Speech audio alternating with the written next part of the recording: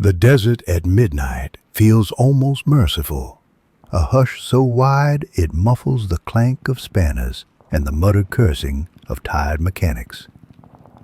I sit half upright in the commander's cupola, shoulders against cold rivets, eyes lifted to a sky littered with indifferent stars. For a moment I pretend I'm home. Kentish downs after harvest, a late train beyond hedgerows, yet even the memory reeks of petrol now. The bow gunner passes me his dented flask. Sweet tea burns my throat and settles the butterflies. Then the guns speak.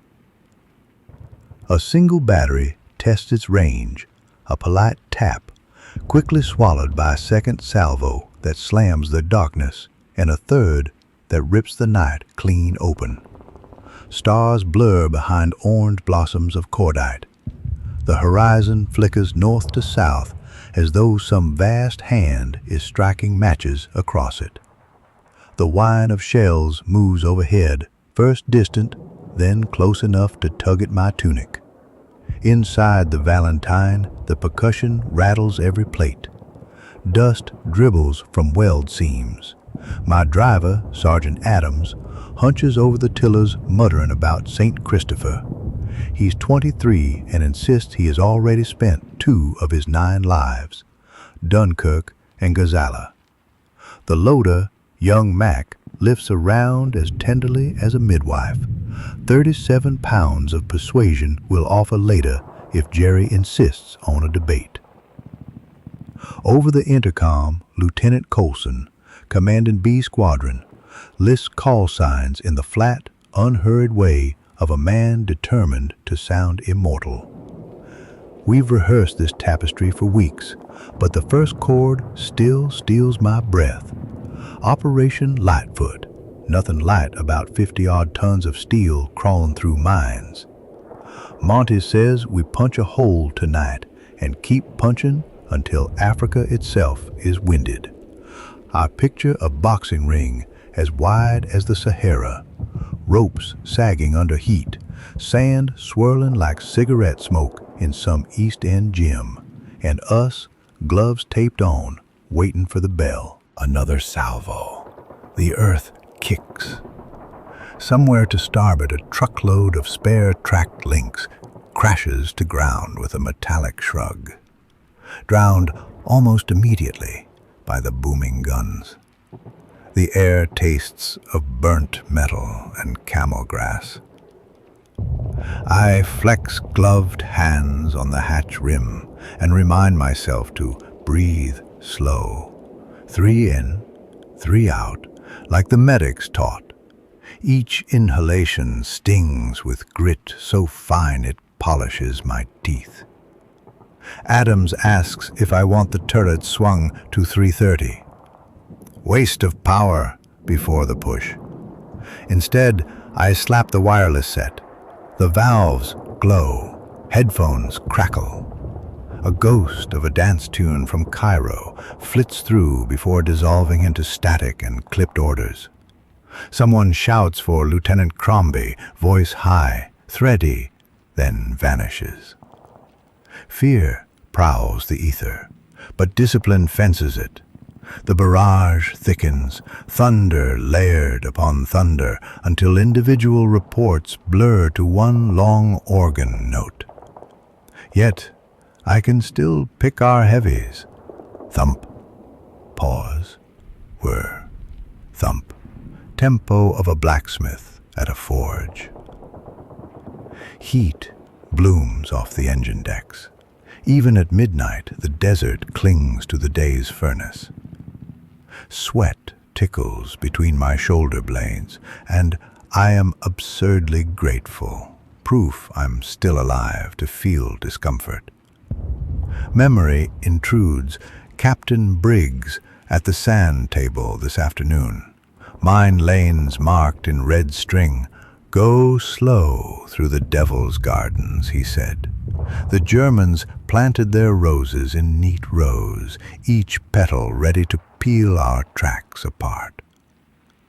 Sappers have cut corridors, they hope, but a few blooms will remain.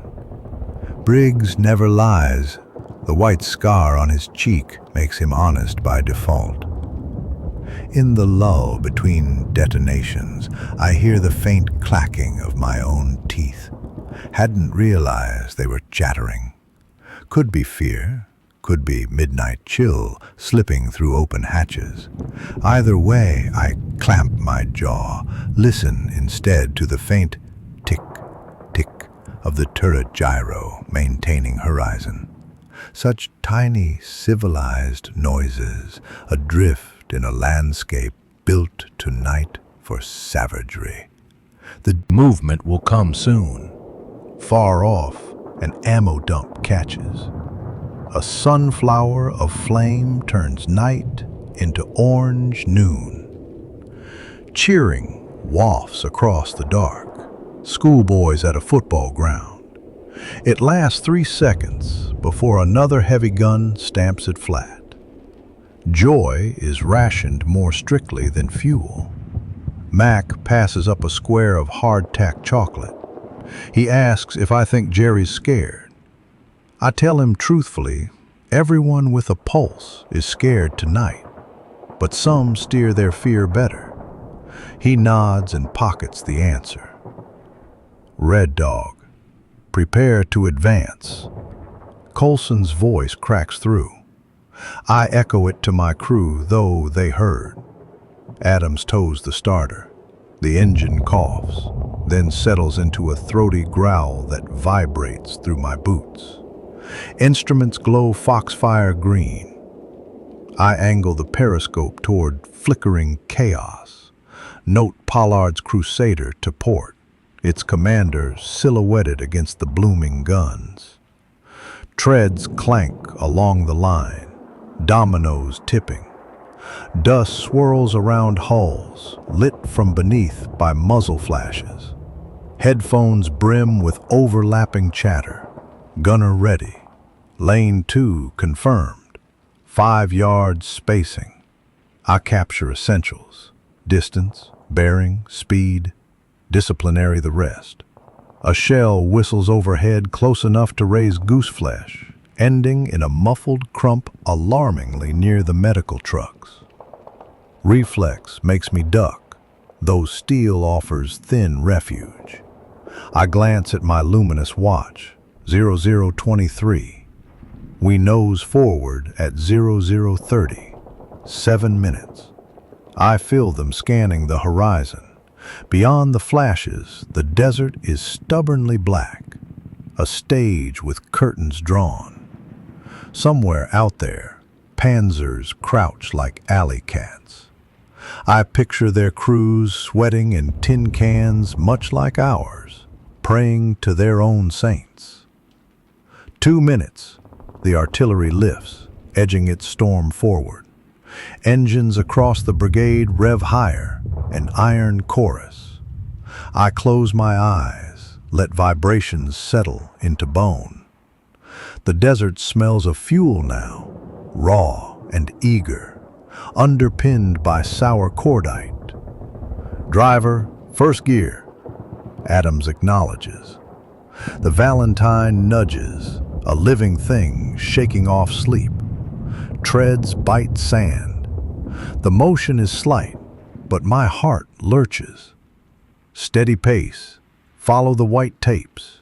Don't outrun the sappers. As the first yards disappear beneath our tracks, I picture the maps, colored arrows, converging like streams toward a single blue pond marked objective.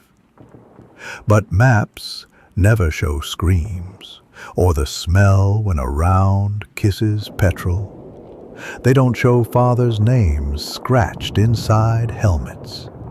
They certainly don't show how loudly a heart can pound when the desert goes quiet between barrages.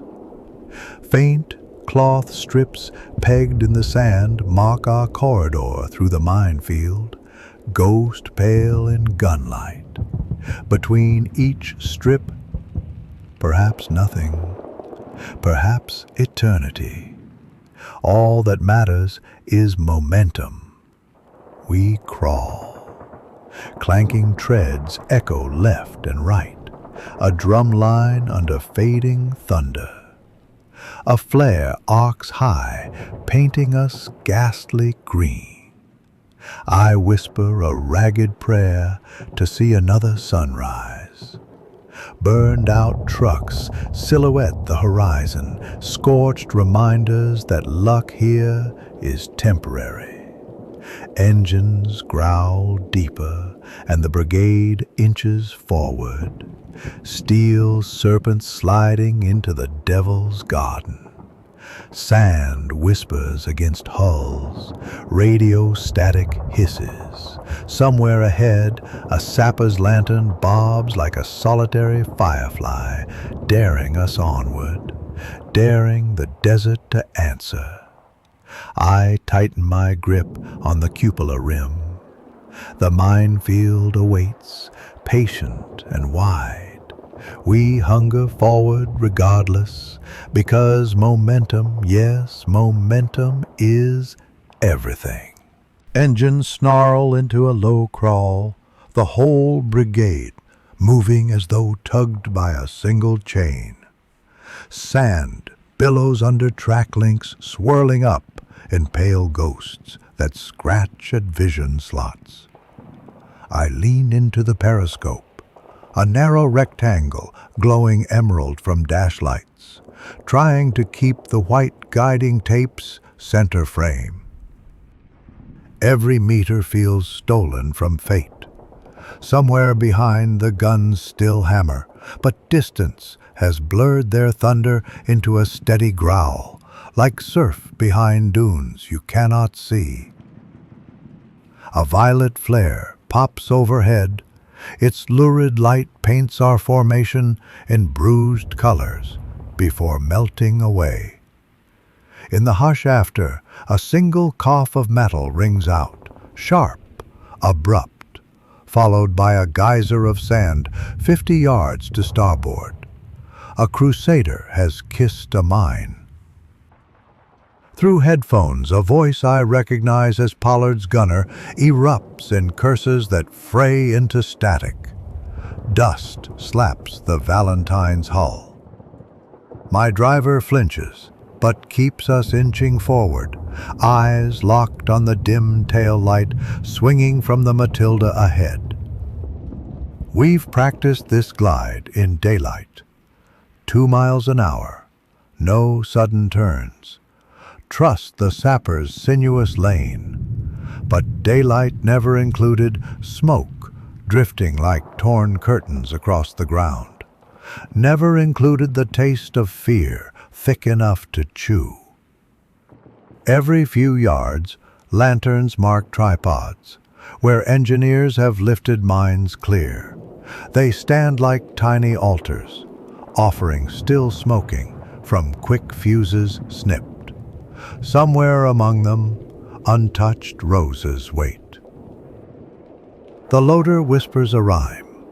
Tread on a crack, break your tank's back, then laughs, the sound brittle. I want to snap at him, tell him keep breaths for his lungs, but my own throat sticks to silence. The discipline of fear, perhaps. A fresh concussion rattles bolts above my head. The Matilda's rear deck flashes phosphorescent, and I swallow hard. Another detonated mine. Closer. Over radio, Coulson orders, "Maintain interval! Keep lane integrity!" Quietly, I repeated. Adams lifts a hand in acknowledgement, though no one can see. Static lifts, replaced by faint German chatter, bleeding onto our frequency. Afrika Korps spotters reporting muzzle flashes, bearings, ranges. Even without understanding words, their staccato urgency is clear. They know we're coming. Ahead, orange pinpricks blossom. Enemy tracer arcing low. Bullets snap against armor like hail on a corrugated roof. Sand spits where rounds ricochet in burning commas. For a heartbeat, I imagine our Valentine as candle wax, soft and ready to melt, but the notion passes firmly, steel holds. The gunner adjusts elevation by instinct. We're not to fire unless necessary. Risk of hitting own tanks too high in packed lane. But rules thin when lead whispers past your ears. Still, discipline wins. We roll silent except for engine growls and the occasional metallic ping of deflected fire. A sapper flashes a green shutter lamp. Lane veers left around a clump of jagged boulders. Adams feathers one tiller and the hull slews, treads squealing. I brace against the turret wall, grateful for the leather strap across my chest. Grit pours from somewhere into my collar, taste of stone and cordite. A new sound intrudes. Deep-throated crumps ahead, slower than artillery, heavier. Enemy mortars. Their arcs describe pale ribbons against night, landing with dull blossoms just beyond the lane. One burst lifts sand in a rusty plume that drifts over us, peppering armor with shrapnel whispers. We keep moving, the only answer. Radio crackle. Mac brings round ready if needed. I nod, unseen. Every motion timed, deliberate. Sweat pricks despite cool air, fear's furnace stoked. The white tapes vanish briefly beneath drifting smoke. Panic flutters until another lantern glows through. Guideposts in limbo. We pass the wreck of a truck, charred frame, twisted like clawed fingers reaching from a dune. The stench of burnt rubber claws the sinuses. Suddenly, the world goes blind white. An enemy flare, parachuted, hisses directly overhead. Shadows stretch, knife-long. We're exposed, fair as daylight. Almost instantly, machine gun bursts rake across the column. Tracers skate off Valentine armor with harsh sparks. One round punches the radio aerial, which twangs like a snapped violin string. I duck by reflex, though steel still sits above. Adams.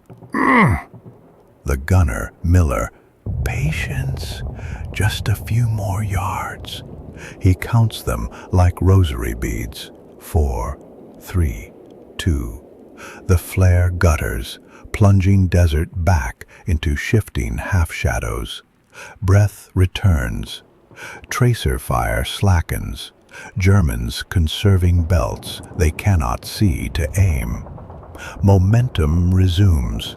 We reach the far tape marker, the lane end. Beyond, silhouettes of low sand berms. First enemy switch line. A thin screen of infantry positions shielding heavier guns farther back. Our orders: seize it fast, clear a foothold before dawn reveals everything. Commanding, driver, full throttle now, gunner, HE loaded. Adams shoves levers. The engine roars. Valentine lurches free of lane onto raw sand. Suspension bucks. A distant German MG opens, its muzzle flash a strobing metronome. I mark it.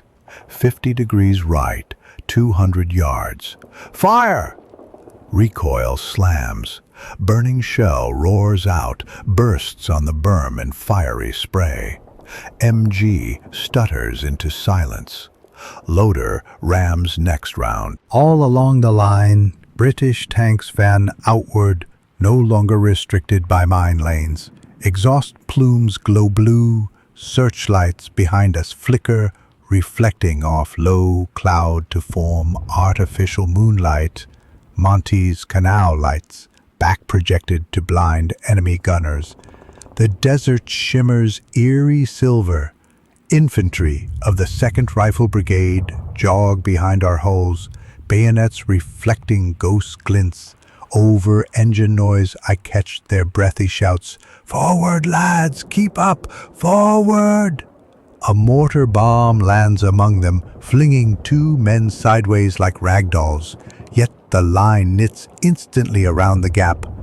Courage stitched in khaki. We crest the berm. The other side dips into a shallow wadi where German foxholes dot like boils. Shadows inside them spring to life. Grenades lobbed upward, arcs small but lethal. One clatters off our glacis, harmless, but another lands among advancing infantry and blooms red. I taste copper, though no blood is mine. Coax, MG, sweep. Miller depresses twin Bisa guns. Barrels chatter, hot brass cascading across turret floor. Foxholes spit sand and cries. A few defenders dart rearward, silhouetted briefly against sporadic flares. Some stumble, others vanish behind dunes. Resistance thins. Adam steers into the wadi, crushing a concertina of barbed wire under tracks with a screech. Loader swaps HE for canister. We blast a pit where muzzle flashes persist. Silence follows, save for injured men moaning in many accents, German, Italian, sometimes British. Infantry swarm past, bayonets probing trenches. A corporal climbs our hull, slaps the turret with a grin, slick with dust and sweat. Shaking voice, triumphant. "Position secure, sir. On to the next." His voice shakes, but eyes blaze victory's first spark. He disappears before reply. I lean half out of cupola. The desert beyond this switch line seems impossibly wide, dotted with muffled fires where knocked-out vehicles burn, casting pulsing ambers. Over everything floats the static drift of radio and faint thunder from distant batteries still pounding Rommel's rear areas. I check watch. 02:11. 2 hours since barrage opened, we stand a mile inside enemy mine belt. Ahead lies Mitiaria Ridge, first major objective, but for the moment, stillness. Ears ring, lungs rasp, but stillness nonetheless. Mac passes a fresh shell. His hands tremble, but grip remains steady. Mutters, "First hurdle down." I nod. Yet my mind lingers on Pollard's Crusader earlier, likely now a burning husk in the lane, crew fates unknown. Progress measured in wrecks and yards. Over wireless, Coulson congratulates, then cautions. Counterattack probable before dawn. Panzers held in reserve will charge to plug any breach. We are to reform, line abreast and prepare. I relay to crew. Adams wipes sweat from eyes with grease-black knuckles. Grimly, "They'll come quick," he says. Thoughtful. "Better we dig in." But a Valentine cannot burrow. Our defense is fire and a little luck. The wind freshens, lifting loose sand into thin sheets that hiss against armor, coating every surface. I sip lukewarm tea from flask, taste now mostly metal. In the gloom, shattered foxholes lie like open mouths, some still whispering. A flare far to east reveals new columns, our rear echelons, trucks hauling ammo and medics weaving among craters. Their silhouettes reassure, momentum not ours alone. Then, faint at first, I catch a rumble beyond ridge. Engines in multitude, characteristic timbre of diesel Maybachs. Panzers waking. My pulse answers. I key transmit urgent. Enemy armor sounds eastern bearing, distance unknown. Static replies, followed by terse acknowledgement. Orders ripple. Turret motors whine as Miller traverses let 30 degrees. Loader hefts armor-piercing round, solid shot cold as midnight stone. He wraps barrel breech for luck. The desert brightens imperceptibly. Night thins toward uncertain dawn, horizon bruising to indigo. Soon, first light will silhouette us. The window to organize shrinks. I scan the ridge again, search for movement among shadows. Wind heightens, sandstorm threads starting to coil. Perfect cloak, or double-edged blade hiding both sides equally. Engines of Comrades rev higher, repositioning to meet threat. Through swirling dust, I glimpse another tank, its shape friend or foe unclear. Then it vanishes like mirage. Uncertainty hovers. Adams murmurs, thoughtful. Feels like quiet before a bloody tempest. Above, last stars tremble in coming day. My hands tighten on hatch rim, knuckles pale beneath grime.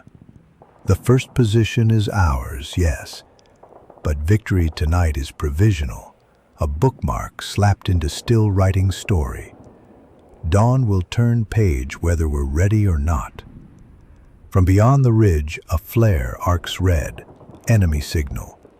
Moments later, multiple white flares answer, rising like pale flowers. All around us, radios spark with chatter, half words swallowed by static. I exhale slow, 3 in, 3 out, and settle deeper into cupola. Guns prepared, crews alert. We await the growl of enemy steel rolling through the dark to test our fragile foothold. The desert offers no counsel, only the whistle of sand across scorched metal as night's last veil lifts, preparing stage for whatever havoc sunrise intends. For a long half hour, nothing moves but the sand. It slips across the wadi in nervous skeins, pattering against armor like rain on a tin roof, soft and insistent. The guns behind us have throttled back to an occasional distant bark, and without their heartbeat, the desert feels exposed, stretched, waiting for something larger than sound. I stand in the cupola, binoculars up, switching from slit to naked eye and back again, hunting any shadow that doesn't belong. The ridge ahead lies quiet beneath a faint ash-gray light, trenches pocked and torn, wire flattened where our tracks smashed it. Somewhere under that churned surface, men still cling to rifles and prayers, but the ones close by have surrendered or bled out.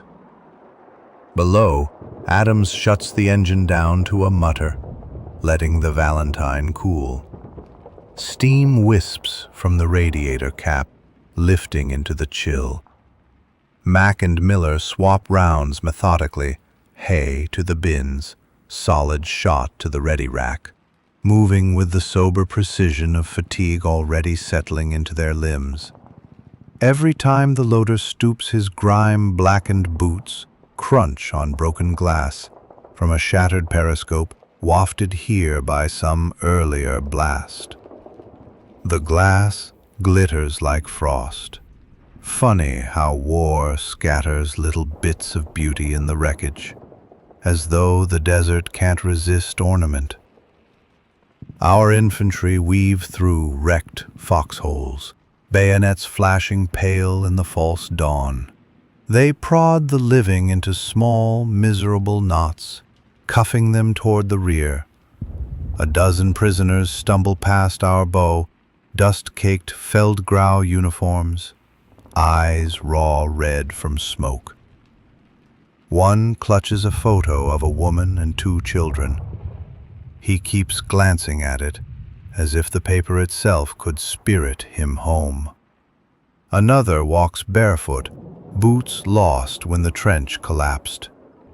He leaves dark crescents of blood that vanish into the sand almost at once. I watch them until shadows engulf the line again, and I try, honestly try, to feel rage for men who would happily gut us an hour ago. But I am tired, and the tiredness makes pity simpler than hate. A stretcher party waves, needing help across the berm. Adams and Mack jump down, shoulders bowed, helmets bobbing.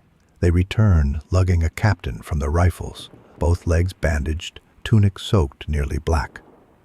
We lay him on the engine deck where warmth radiates. He clenches my sleeve long enough to whisper, "Keep pushing. Don't let the gap close." Then morphine unknots his fingers, and his head lolls against the aerial base. For a moment I envy his sleep. Radio clicks, Coulson calling squadron to dress lines. His tone has the careful calm of a man pacing quicksand, too deliberate to be casual. I sweep binoculars east where first hints of sunrise smear the sky in bruised lavender. Even at this angle, the light rebounds off hulls, turning our parked armor into lanterns. Against that glare, any silhouette becomes a bullseye. I order engines up. Pistons catch, emitting a throat-clearing roar. Exhaust spirals mix with drifting dust. The Valentine shudders forward 10 yards, grinding over a field gun we previously snuffed. Spokes splinter, barrel bows downward with a dull groan. Miller swivels the turret left and right, testing traverse. Gears whine, jerk, settle. Good enough. A gust whips loose canvas across the trench line. It slaps metal, rattles wire, stirs the sour stink of blood and burned rations. The wind carries whispers. Some moan from the wounded, some muttered prayers, some simply names called into emptiness with no expectation of reply. Each syllable seems to linger longer than it should, refusing to die. Artillery maps said this position bristled with 88s, yet we found only 2, both already silent under blackened shields. Either our barrage smashed the rest, or the guns redeployed farther back. Victory tastes uneasily easy. I know Rommel too well to accept gifts without inspection. On the edge of the wadi, I spot Pollard's Crusader, skewed nose down into a fresh crater, turret roof peeled like a sardine tin. No movement. Smoke drifts lazily from open hatches, blue-gray and resigned. I swallow. An hour ago, his voice filled my headphones, joking about leave in Alexandria. Now the desert keeps him. I tell myself to remember, later when there's quiet enough to mourn. But war keeps no appointment diary. Static crackles, resolves into new orders, armor to push forward another 1,000 yards, occupy the apron of Miteria Ridge before dawn solidifies. Infantry will follow, on feet blistered raw by night march. The voice signs off with a reminder. Expect counterattack armor at first light. As though we could forget. I key transmit. Valentine 2-2 moving. Adams nudges throttle. Tracks climb the far side of the wadi, crushing clods that crumble like old cake. Ahead, 3 Shermans silhouette against the paling east, long barrels jutting skyward in curious salute. Their commanders wave, and for a giddy instant I feel part of an indomitable herd, steel beasts migrating under a strange rising sun. The ground levels into a flat pan laced with shallow runnels. Here and there, blackened stumps of camel thorn poke upward, charred by incendiary barrages. The smell of creosote hitches a ride on the wind. Tread marks crisscross, each set fresh, each telling a story measured in tonnage and intent. In daylight, this patch will resemble a rail yard after an earthquake. A line of sappers flags new mine corridors with red pennants. We rumble parallel, giving them space. One corporal lifts her helmet, yes, her Auxiliary Pioneer Corps, and wipes sweat though it's still barely dawn. She waves a gauntlet, thumb up. I salute with 2 fingers against goggles. She grins, then returns to brushing sand from a newly discovered shoe mine as lovingly as a jeweler cleaning an heirloom. Courage comes in strange uniforms tonight. Gunner reports movement ahead, small shapes scurrying between rock outcrops at foot of ridge. Probably retreating pickets, but caution serves where certainty fails. I signal the lead Sherman. Its commander acknowledges by slewing turret. A single HE round arcs lands among rocks. Sand geysers skyward, silhouettes scatter deeper into gloom. No return fire. Still, threat recorded. The sky brightens like ink dropped in water, first pale, then swelling gold. Sun edges the horizon, a blinding coin. At once the desert transforms. Dunes flush rose. Metal glints harsh and unforgiving. Every scratch on armor etched in white fire. My goggles darken, but not enough. Vision swims. Sweat bursts along my hairline, though air remains cool. Sunlight alone carries heat sharp as whipcord. And with light comes sound. Growl of engines distinct from ours, deeper timbre. Dust plumes boil beyond ridge crest, smudging sky. I lift binoculars. Through shimmering glare I catch silhouettes, long-barreled shapes with angular turrets, Panzer IVs by the look, maybe a company strength, side by side like chess pieces sliding to first attack square. I relay. Contact. Radio spark alive, commands, elevations, bearings, range estimates. Shouted across overlapping channels, the whole brigade knits tighter, guns pivoting toward ridge. Loader passes up an AP round speckled with oil. He wipes it on trouser leg, kisses knuckles for luck before ramming home. Miller, lining up sights. How? Adams hollers. Does he dig in or charge? Granite or spear? I weigh thoughtful. Valentines excel at neither. We dig shallow and still stand too high. We charge and risk flanks. But hesitation kills more than wrong decisions. Firmly, I order angled advance. 15 degrees off direct line. Makes us harder targets. Keep spacing. Tracks bite. Sand patters hull. Sun climbs, glare worsening. Distance closes, yet ranges stagger. Heat haze distorts so that tanks waver like ships on water, size and placement shifting with every breath. The enemy must see same. Advantage neutralized by mirage. First shell cracks overhead, a shrieker passing, then slamming behind us in towering spray. Second bursts short, showering hull with gravel clinks. My heart jolts, but rhythm steadies quick. Adrenaline files, edges sharp. Gunner calls range 1800, adjusting down for mirage. I nod. The turret steadies, breech barks, recoil kicks seat and lungs. Shell streaks silver, meets ridge, erupts in powdered stone. Uncertain. Hard to tell effect. Return fire intensifies. High velocity whips, carving air. A Sherman to left takes a glancing hit. Side plate dented inward, crew clambering lower, but vehicle remains functional. They pivot, fire back.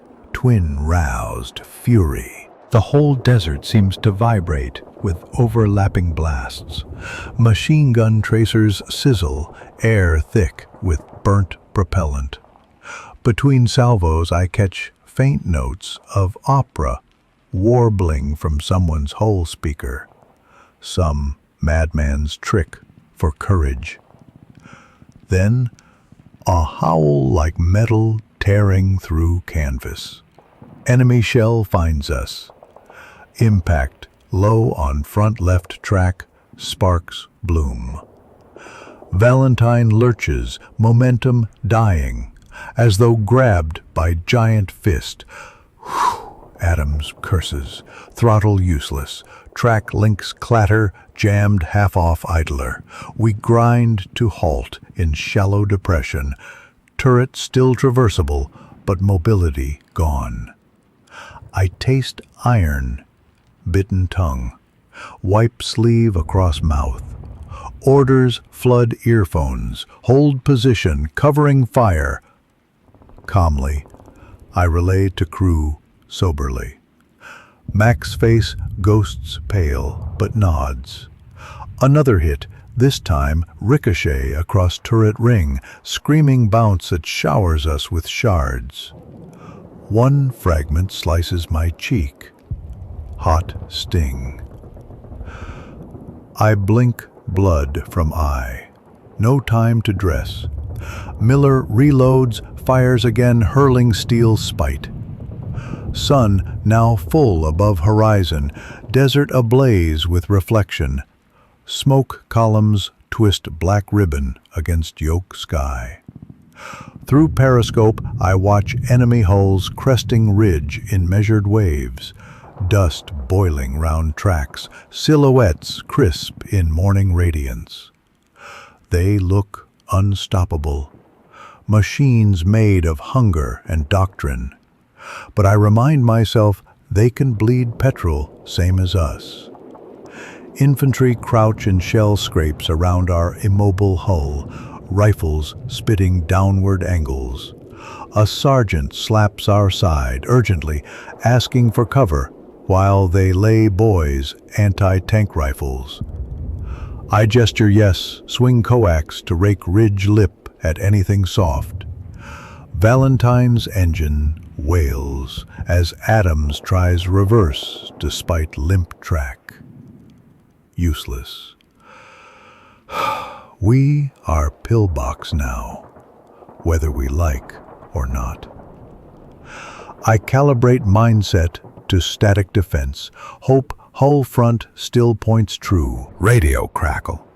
Artillery liaison confirms fire mission inbound to our grid. I glance upward. Sun glare blinds, but faint lines arc high. Our own shells returning to conversation. Might tilt odds. Sudden whoosh of near miss lifts sand into fumarole that smacks turret side with molten hiss.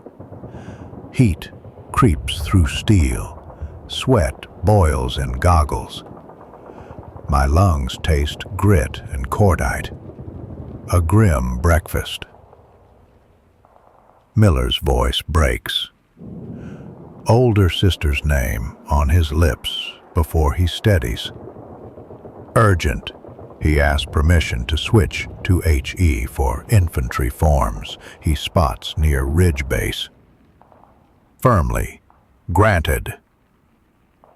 He loads, fires. Explosion tosses figures skyward like broken puppets.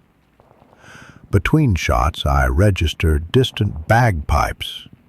Highland Regiment pressing left flank, their music eerie against mechanical roar.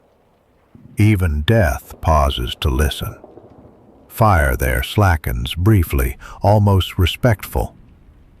But respite ends as new enemy wave appears. Dust trails stretch miles, banners of relentless intent. I thumb bandage from pocket, slap across bleeding cheek, adhesive refusing to grip sweat. Doesn't matter. Vision clear enough. Coulson's voice cuts through static. Strained. Counterattack heavier than expected. Armor reserves delayed. Commanding. Hold ground at all costs till reserves arrive. His words land like nails, hammered into our deck. I look to my crew. Adams grips tillers, pointless but ready. Mac cradles next round, jaw set. Miller peers through sights, silhouette charcoal against glowing daylight. No one speaks, but resolve hangs thick. Enemy tanks fan across basin now, barrels seeking. One slews toward our disabled Valentine, range closing, perhaps 600. We trade gaze over churned sand, predatory and prey at once. I inhale long, taste copper and petrol, exhale dust. Sunlight flares on enemy turret ring, a mirror flash that blinds a moment. Then the big gun steadies on us. My heart hammers loud as engine once did. The clash of wills narrows to this single line of sight. As its muzzle settles square on our glacis, the world seems to hold its breath. Short pause. One heartbeat more, and steel will argue with steel. But which shell will speak first, I cannot yet tell. The enemy gun stares straight at us. Bronze black barrel, steady in the shimmering heat haze. A single dark pupil waiting to blink. For one stretched heartbeat. Not a soul in the desert seems to breathe. Then, everything happens at once. Miller yells on and punches the trigger. Our 6-pounder spits an armor-piercing dart that lights the turret interior a sulphurous white. Recoil hammers my ribs. I watch through the periscope as the round streaks across the morning glare and strikes the Panzer's mantlet with a harsh flash. No penetration, but enough to jar the beast so its own shot flies high, whining overhead like an angry wasp before bursting uselessly behind us. The reprieve lasts 3 seconds. A second German gun further left picks its moment. The shell claws a furrow through the sand, slams our glacis with a brutal clang that judders every rivet. Plates hold, but vision blocks rattle in their frames. My teeth clack together so hard I taste iron again. Adams swears he felt the hull lift clear off the ground. Miller is already winding elevation, lining the new threat. Mac rams home fresh AP, his shoulders bunching like a blacksmith's. He slaps the breech. Miller fires. Dust veils the impact, but a black column of smoke spurts up beyond. Hit. Maybe kill. No time to cheer. Sunlight now sits full on the ridge, radiant and pitiless.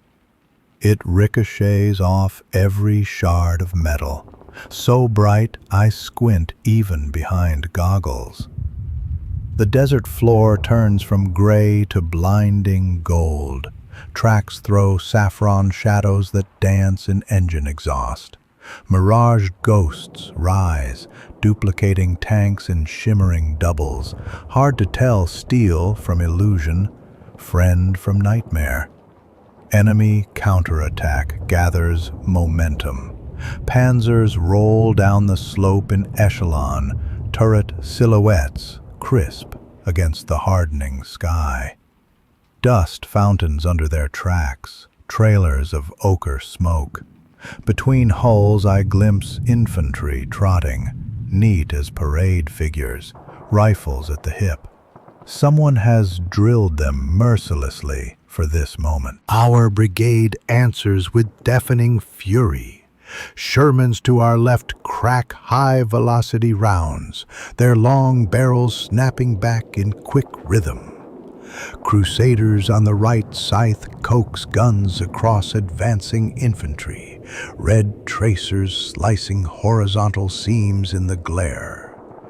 From the rear, a battery of 25-pounders lobs shells that whistle overhead, bursting down slope in angry puffs of black earth. Noise welds into one colossal cymbal crash. Metal, fire, voices, gods all shouting at once. Inside the Valentine, the air has turned to soup. Firing fumes mingle with hot oil and cordite, forming an acrid fog that stings eyes and throat. The extractor fan whines like a dying violin. Sweat drips from helmet rim, streaking grime over my wounded cheek. The makeshift bandage flaps loose. I tear it away and let the cut bleed. It's already crusting in dry heat. Another impact, this one aft. A high-explosive round detonates against our engine deck, peeling a patch of armor like crisp pastry. Flames lick the air intake grills, then gutter out as quickly as they sprang up, smothered by their own shockwave. But the blow shears our aerial clean off. The wireless goes dead, headphones filling with flat snow. We are deaf and dumb, isolated in a maelstrom. Adams pumps the starter again, trying to wrestle life from the crippled track. But the left run sits in a tangled heap beneath us. The tank lurches, nose dug into the sand like a wounded animal refusing to stand. We have become a pillbox indeed, anchored, half-blind, unable to shift.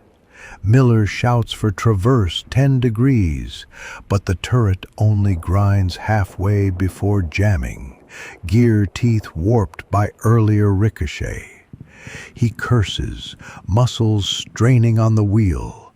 The ring screeches, then locks solid.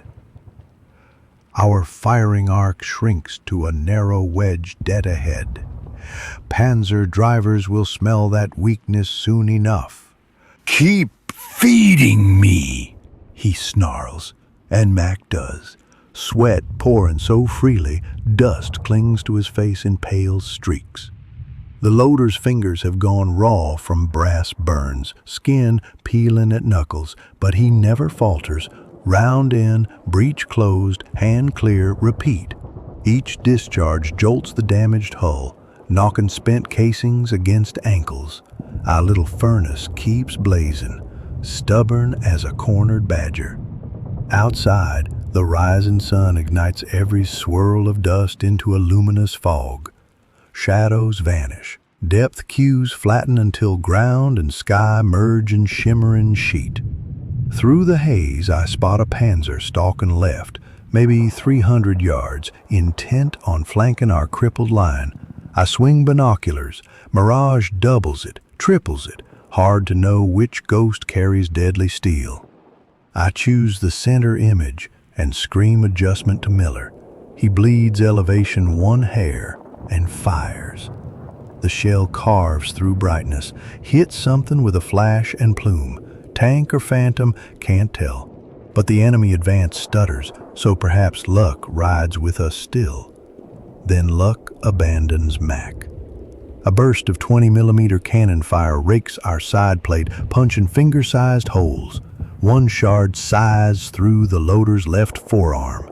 He staggers, clutching spurting red that paints the turret wall. I grab his collar, haul him down beside the ammunition bins. He's white to the lips, but conscious, breathing in ragged pants. Blood pools, sticky underfoot. I tear my field dressing open, bind the wound as tight as trembling hands allow, knotting cloth with my teeth. He tries to speak, I hush him, order him to stay low. He obeys, eyes huge, trusting. Now only Miller and I to fight the gun. I reach across Mac's legs, drag a fresh shell up, muscles screaming at unfamiliar weight. Miller keeps sight picture, calm as if on a range in Aldershot. Breech open, round home, breech shut, bang. We become a two-man orchestra, rhythm awkward yet unbroken. But the enemy feels blood in water.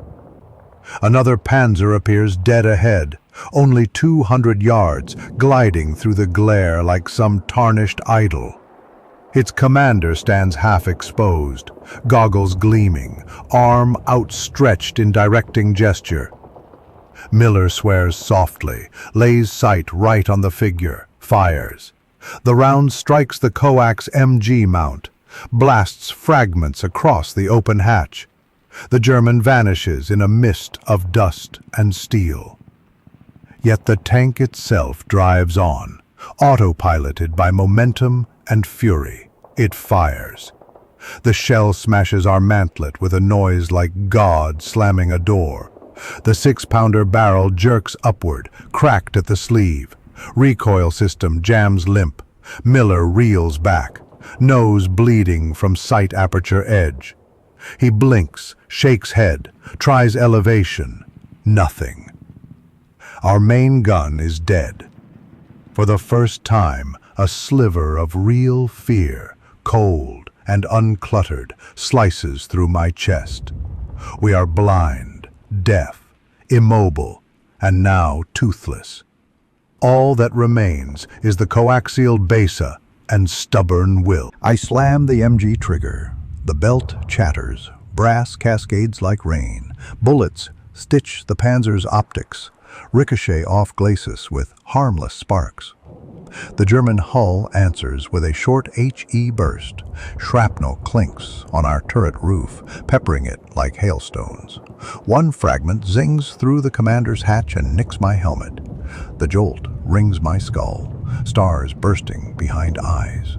I fight vertigo, clutch the rim, force myself upright. Smoke thickens inside. The disabled breech spurts oily fumes. Combined with cordite haze, it creates a choking midden. Miller coughs, blood-flecked phlegm, yet still works the useless elevation wheel, habit stronger than sense.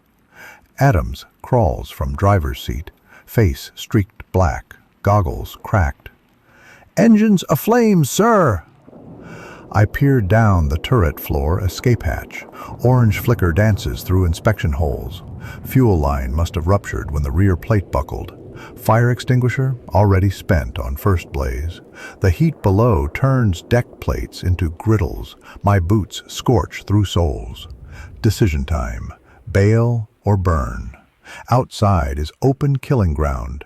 MGs sweeping, HE bursting, snipers maybe. Inside is certain roast. I pop the commander's hatch for a breath of fresher air, and sunlight explodes in my eyes. A sniper's round immediately clangs off the rim, showering sparks. Another zips past my ear, wicked hum. I duck back, heart stamping. I shout to crew, prepare smoke grenades. Adams jams the launcher lever. 2 canisters pop from sponson ports, spitting dense white clouds that coil and billow in morning breeze. They spread quick, ghostly curtains wrapping our hull. Visibility drops to whites and grays, edges smudged, a shield thin but precious. I slam the MG trigger. The belt chatters. Brass cascades like rain. Bullets stitch the Panzer's optics, ricochet off glacis with harmless sparks. The German hull answers with a short HE burst. Shrapnel clinks on our turret roof, peppering it like hailstones. One fragment zings through the commander's hatch and nicks my helmet. The jolt rings my skull, stars bursting behind eyes. I fight vertigo, clutch the rim, force myself upright. Smoke thickens inside.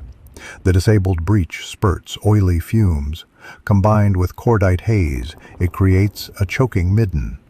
Miller coughs, blood-flecked phlegm, yet still works the useless elevation wheel, habit stronger than sense.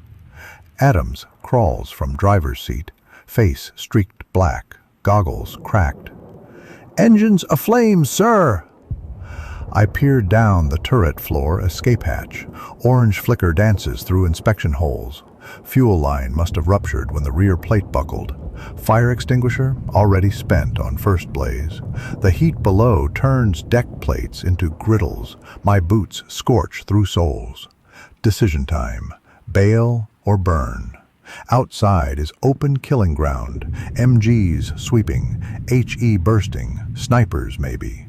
Inside is certain roast. I pop the commander's hatch for a breath of fresher air, and sunlight explodes in my eyes. A sniper's round immediately clangs off the rim, showering sparks. Another zips past my ear, wicked hum. I duck back, heart stamping. I shout to crew, prepare smoke grenades. Adams jams the launcher lever. 2 canisters pop from sponson ports, spitting dense white clouds that coil and billow in morning breeze. They spread quick, ghostly curtains wrapping our hull. Visibility drops to whites and grays, edges smudged, a shield thin but precious. Somewhere behind, I catch the deep thunder of new engines. Heavy, rolling. Churchill's, perhaps, or maybe our own anti-tank Portees. Hard to judge through the cacophony. Hope flickers. But hope is not plan. I pat pockets, find one gammon bomb, cloth sack of composition C with grenade fuse, souvenir from a sapper friend. I show it to Adams. He nods, understanding without words. One chance. I thumb fuse safety, wait for smoke to thin just enough. The Panzer's turret begins to traverse toward our trench. Its machine gun snout dips, sniffing. I draw a breath that tastes of petrol, and fear and dawn, then rise to a crouch. Gammon primed in palm, heart drumming so loud it drowns the war outside. One sprint, one toss, one prayer. And the world hangs poised on that single explosive heartbeat. I burst from the slit trench like a rabbit flushed by terriers, knees pounding, lungs searing, the gammon bomb clutched in a fist suddenly too big for its glove. Smoke eddies lick my shins, curling white around my boots, masking the world to a narrow, shifting tunnel. 10 yards. The Panzer looms behind gauzy veils, turret still turning, slow, deliberate, inexorable. I count 3 heartbeats, yank the pin, and hurl the canvas sack underhand, as though bowling on the village green.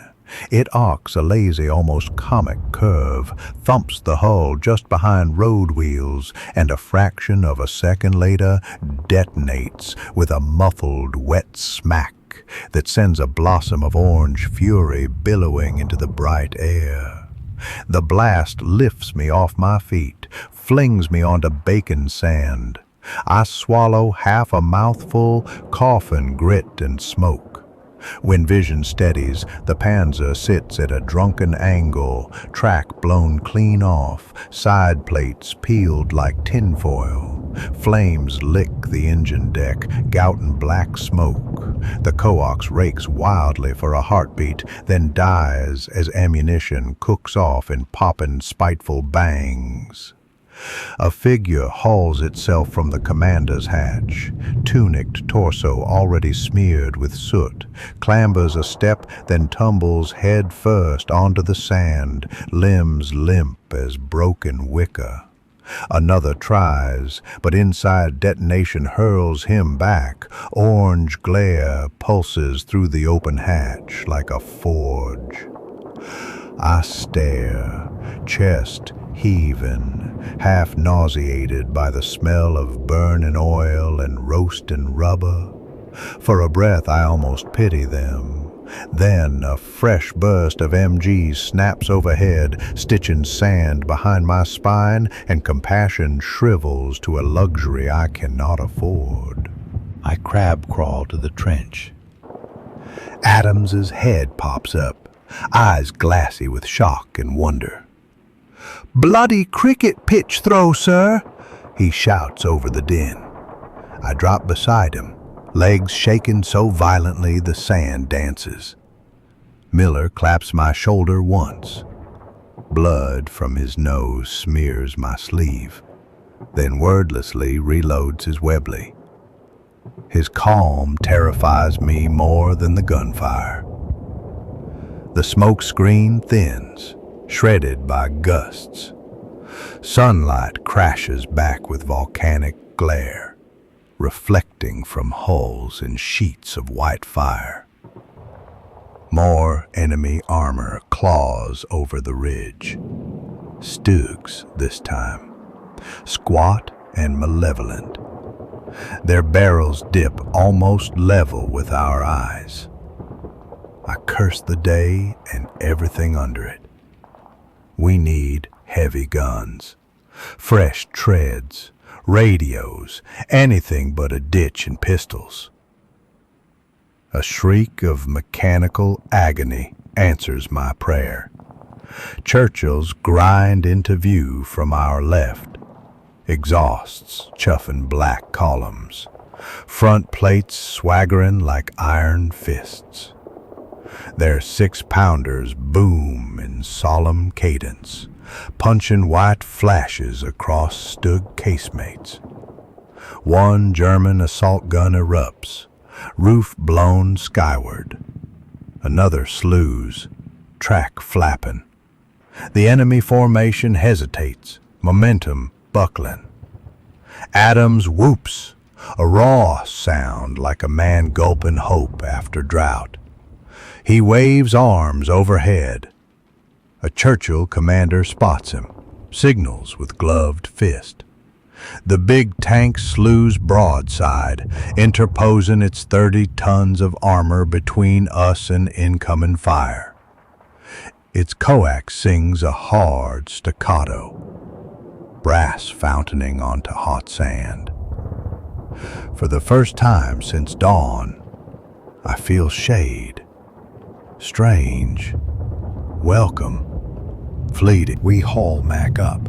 His bandage is already crimson, but pulse still kicks under my fingertips. He tries to speak, only a ragged hiss emerges. I squeeze his shoulder. The Churchill's rear door clanks open. Infantry spill out, stretcher teams in tow. 2 medics seize Mac under the armpits, bear him inside the armored belly. The hatch slams. That's one soul rescued from the desert's ledger. For now. Miller nudges me, points with bloody knuckle. A Crusader, ablaze from turret ring to tailplate, hurtles uncontrolled downslope toward our trench. Its commander stands half outside hatch, tunic on fire, waving arms in silent scream. In seconds, the wreck will be on us. We dive, rolling across rock-hard sand rippled by blast waves. The Crusader plows past, tracks churning, an incandescent comet trailing liquefied steel. It smashes into the Panzer hull I crippled, both tanks merging in a geyser of sparks and diesel fire. The commander, poor bastard, is thrown free, hitting ground in a swirl of flames that cling to cloth and flesh alike. Instinct yanks me upright. I sprint, unclipping water bottle, sloshing the meager contents onto my jacket. Adams and Miller follow. The burning officer thrashes, keening like a wounded ewe, arms blackening before my eyes. I beat at him with jacket sleeves, smother in flame while Miller empties his own bottle, water hissing on superheated surge. Adams hacks at stubborn patches with bayonet blade, scraping molten fabric away. When the last lick of fire gutters, the man lies still, face ash gray beneath soot, his insignia charred beyond recognition. We drag him to shadow behind a dune crest. His breathing rattles like a kettle on low boil. I grip his hand, skin seared, fingertips gone, and promise evacuation. Whether he hears, I cannot tell. A shell whistles overhead, detonates with concussive slaps somewhere beyond. I glance back. The wrecked Valentine has collapsed into molten ruin, turret submerged in its own smoke-gouted crater. Around it, the battlefield heaves, tanks slogging like wrestlers, infantry darting, shells blossoming sulfur yellow against sand. The horizon wavers beneath heat mirage and cordite fumes. An urgent honk cuts through. That Churchill again, hatch open, commander waving us aboard. Adams slings his rifle, helps me support Miller. He's woozy, nose still bleeding, but insists he's fine. We clamber over Churchill track guards, dive through the rear door. Inside, engine roar so loud conversation reduces to gestures, air thick with oil and sweat.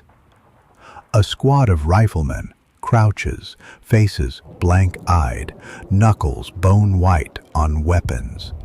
Mac lies strapped on engine covers, morphine soft now. He grins hazily when he sees us, then drifts off. The Churchill lurches into gear, treads grinding like millstones. Through slitted visor, I glimpse its driver, wrestling tiller. The commander hands me a spare throat mic, patches me into their net. Static bursts. Then Coulson's voice filters through, brittle but alive. He thought us gone. I report status. Valentine destroyed. Crew half fit, holding aboard Churchill 3-1. He acknowledges. Orders counterattack to exploit breach. Churchills to spearhead, infantry riding hulls. We roll. Overhead, the artillery renews its grumble, walking a curtain of fire across ridge crest ahead. Shells crash, sand, geysers spout like inverted waterfalls. The Churchill suspension bucks, steel shrieking, but armor shrugs fragments. As we crest a low rise, a sandstorm sweeps in from the west, an ochre wall taller than cathedrals, folds twisting like smoke in God's forge. Wind spikes, hurling needles of grit that drum the hull. Visibility plummets to 5 yards, sun melts to a copper fuzz. Engines drown beneath howling gale. Tank crews pop hatch lids, slice arms sideways. Slow, slow, stay closed up. Radios fizzle with static thick enough to chew. Perfect cover and perfect chaos. The commander, Captain Reeves, a scarred brute with Sergeant Major Bark, leans toward me. We'll be blind in 2 minutes. Need a forward pair to eyeball. He jerks thumb at escape hatch. I understand. Scouts on foot guide tanks through whirling dust before columns tangle, friend into friend. Adams volunteers before I do. I nod, clap hand on his shoulder, grateful and fearful in equal measure. We drop from hull into sandstorm, a furnace of grit. The world narrows to a swirling sepia cylinder. Goggles cake instantly. I pull scarf over mouth, taste powdered desert. Engines behind rumble like distant thunder, indistinct shapes sliding through gloom. Adams and I stagger ahead, rifles slung, arms extended, boots sinking ankle-deep into shifting drifts. We advance by compass and instinct, searching for telltale silhouettes of mine pickets. The sappers' flags lean flat in gale, strips whipping like mad serpents. I plant one boot carefully, then another, praying no stray mine lurks. Sand scrapes face, stings open cheek, wound raw again. A shadow looms, wrecked German half-track half buried in new dune. I slap its flank, mark as landmark. Behind, Churchill shapes follow, laboring, each shape a moving fortress blurred by sand veil. Their guns remain silent to prevent blue on blue. We are their eyes. Suddenly, rifle fire cracks left, sharp, close. Figures materialize. Desert khaki? No, Feldgrau, dust-paled. A German squad, also lost in storm, stumbles into us at bayonet range. Surprised, both sides freeze a heartbeat, stunned by proximity. My rifle's still slung. The nearest German levels MP40, angry. Adams moves first, ramming his Lee Enfield muzzle into the man's chest, jabbing trigger. The shot thunders, recoil jerking barrel upward. The German folds. I wrench my Webley free, fire into another silhouette. Noise smothered by wind, but shape crumples. The remaining enemies scatter, shapes dissolving into swirling orange. One tosses grenade blindly.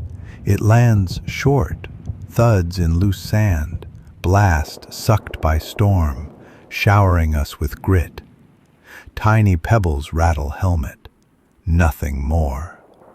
Angry, I roar a challenge, swallowed by wind. Pulse, hammering. Adams flicks bolt, chambering fresh round with practiced snap. Thoughtful, we edge forward, nerves taut, but no second engagement comes. The storm devours everything. Surprised, a horn blares. Churchill, close behind, too close. We leap aside as treads thunder past, inches from boots. Its turret traverses, commander searching through periscope, angry, shouting unheard orders. Thoughtful, the gale begins to ease, sand curtains thin. Shapes regain definition, multiple Churchills fanning out. Infantry crouched between them like chicks under iron hens. Appalled, ahead, the ridge lip emerges, bare, scarred. Enemy trenches exposed like ribs. The storm has carried our assault straight onto their doorstep. Excited, Captain Reeves opens hatch, signals advance, quick. Treads clank, hulls pitch over shell holes. Angry, we follow on foot, lungs shredding from exertion.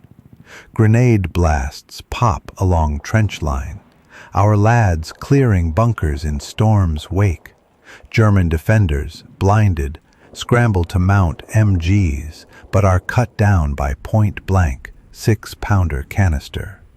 Sand and flesh spraying upward in sick confetti. Miller appears at my side, pale, eyes burning feverish. He'd refused stretcher, climbed out when storm lulled.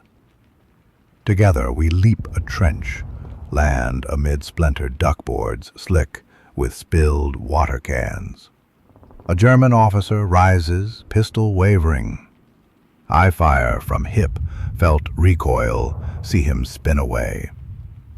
Next, bayonets flash, bayonet knots lock, boots slip, sand swirls, the world spins kaleidoscope of beige and red and screaming metal.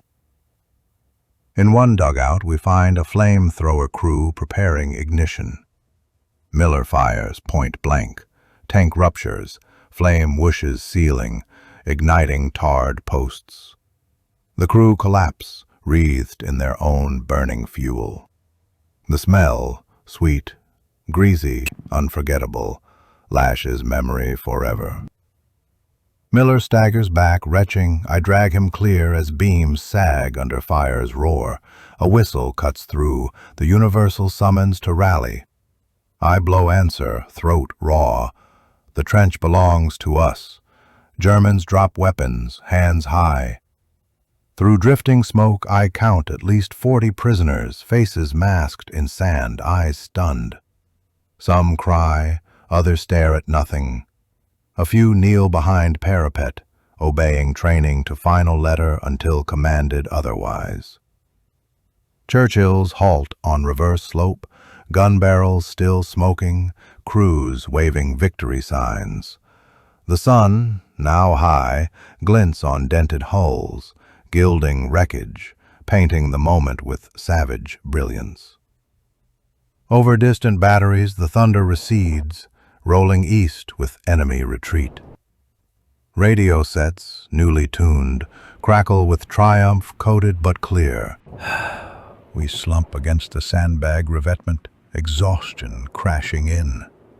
Adams hands me dented water flask, still half full. I sip dust-tainted warmth, savor it. Miller sinks beside me, bloody smile splitting grime. We are alive, astonishing fact. I glance back across captured ground. The Valentine lies blackened, half merged with mangled panzer, a fused monument to morning's savagery. Beyond, the fire-wrecked Crusader still burns, smoke twisting into azure sky. Between them, the fallen German gunner who fled his hatch lies half buried in sand, helmet rolling in breeze. Somber, war's ledger balanced by horror and fortune, never fairly. A runner from Battalion HQ clambers into trench, breathless, breath ragged. Urgent order, sir, press on, breakthrough forming northwest, Afrika Korps pulling back. His words ignite tired veins with fresh purpose. Determined, breakthrough under chaos, the next chapter. I nod, push to shaky feet. Adams grins feral. Miller loads fresh clip with fingers that tremble but do not drop a single round. Resolute.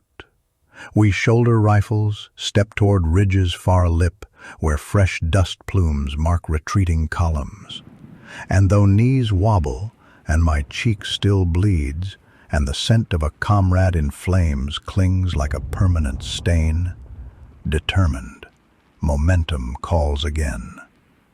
In this desert, momentum is everything. The ridge quivers behind us, a furnace littered with broken armor. Yet orders insist we keep pressing. Rommel's center is bending, perhaps ready to snap, and momentum, always momentum, must not be squandered. I ride half standing in the Churchill's turret bustle, head and shoulders jammed between spare track links and the whirring turret motor. A new throat mic scratches at my stubble. The Churchill commander, Captain Reeves, has loaned me his loader's seat, but wants my eyes. "You've worn desert lenses longer than my lot," he growls, voice like gravel in a tin bucket. "Spot for us. Call targets. Keep us honest." We rumble northwest into glare so fierce, the sand seems to glow from within. The storm has thinned to tawny ribbons, dust, still drifts in sheets, but sunlight spears through, painting everything in strobing flashes of gold and bronze. The air reeks of burnt rubber and baked cordite. Each kilometer reveals fresh wrecks, half-tracks nosed into shell holes, panzers belly up, trucks charred into skeletal cages. Flies have arrived already, black storms of them swirling over canteens spilled with sweeter scents than water. Infantry jog in our wake, helmets bobbing, some hitch rides on sponsons, boots dangling like wind chimes. Adams tags along with them, rifle slung, bandage round his scorched calf, already darkening. Miller remains inside the Churchill's cramped turret, one arm in improvised sling, reloading the ready rack with the grim focus of a man arranging tombstones. Our column, 3 Churchills and 2 Shermans, skirts a low finger of limestone, engine revs echoing off rock like distant drums. Reeves taps my shoulder, points left. Through binoculars, I pick out faint tire marks curving behind a dune, fresh and shallow. Panzers pull back, I mutter, but someone stayed to sting. Reeves nods, slews turret. But the limestone blocks line of sight. We edge around the spur, tracks crunching flint. Heat haze blurs the ground ahead into a wobbling mirage, like staring through rippling glass. Somewhere inside that shimmer, a shape congeals. Long, low hull, turret squat and angled. A Panzer IV, engine idling, gun directly at us, a mere 50 yards away. Closer than point blank, a knife pressed to our ribs. Its commander must have been dozing behind the rock facade, waiting for easy side shots. Unaware, we've swung round his flank. For half a breath, both crews stare. I see a shocked face under goggles, mouth forming a perfect round O. Reeves doesn't wait for him to finish the thought. He bellows, "Fire!" and the Churchill's 6-pounder barks so loud, the turret walls flash white. At this range, aiming is academic. Still, the shot strikes fractionally low, punches through the Panzer's skirt, exits in a geyser of sand. Armor piercing, but not yet fatal. The German recovers fast. Their gun was already laid. Muzzle flare blooms orange. No screaming shell, only the flat slap of impact as his round smacks our mantlet dead center. The Churchill lurches back, turret temper shaken. Smoke wafts through periscope slits. A spray of splinters ricochets around the fighting compartment, nicking Reeves's cheek. But armor holds. That famed 4-inch plate shrugs like wet leather. Inside, Miller rams fresh AP. Breech clangs. Reeves adjusts aim a finger width and fires again. The shell bites just beneath the Panzer's turret ring with a dull, meaty thud. For a blink, nothing. Then the whole turret lifts 3 inches, slams back, and a sheet of orange flame bursts through every vision slit. Hatches fly open, silhouettes scramble, sleeves aflame. One crewman tumbles down the hull, thrashes in sand, rolling to smother sparks. Another, gunner maybe, stays half in, half out the hatch, caught by belt or bone, screaming until heat silences him. We breathe, but relief is premature. Dust clears to reveal a second Panzer hunkered deeper in a dip, hull down, guns slewed our way. Must have been radioing the first. Reeves snaps traverse, but the German is ready. His first shot hammers the Churchill's front right track, snapping it like string. The drive sprocket shears free, skips across sand with a banshee howl. Our tank slams forward on bare rollers, armor shrieking, then stops, skewed, nose buried. "Tracks off!" the driver yells, panic stitched into every syllable. I feel the Churchill settle, a massive beast suddenly no more mobile than a tombstone. The German reloads, fast. Reeves can't wheel the immobilized hull. He can only angle turret further to shield our softer sides. I shout bearings into the mic, voice cracked raw. Miller fires again, but elevation's awkward. The shot clips the dip's lip, showers the Panzer with dust. No more. Return fire. A brutal clang as AP rounds slam, one spalling interior paint into needle storms.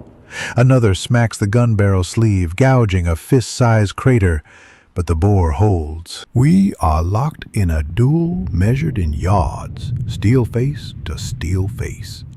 Reeves barks, "Load AP," then slaps coax trigger. The baser chatters, tracers zipping across desert glare, pinging off German mantlet. A loader's periscope on their roof shatters, winking sparks.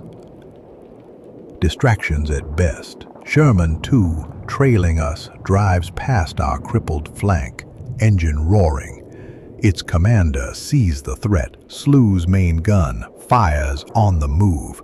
A daring, risky shot. The round flies true, smashes the Panzer's left return roller. Track flails, whips free. The German jerks sideways, stalled. Yet even stalled, his gun still works. He swivels, lays on the Sherman, fires. Impact takes the Sherman's glacis, glances upward, tears the turret cupola clean off. I watch the commander, a corporal barely 20, lifted bodily, disappearing in a scarlet mist. The Sherman's engine keeps throttling, but nobody steers. It glides in a sluggish crescent, treads squealing. Desperation claws my gut. I scan interior racks. 4 AP left, 2 HE, no canister. Switch to HE, I tell Miller. Aim for vision block, blind him. Reeves nods, sets deflection.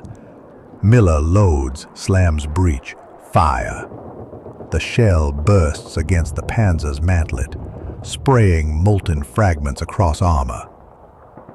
Through gunsight, Reeves sees periscope heads shatter, slits clog with fire and slag.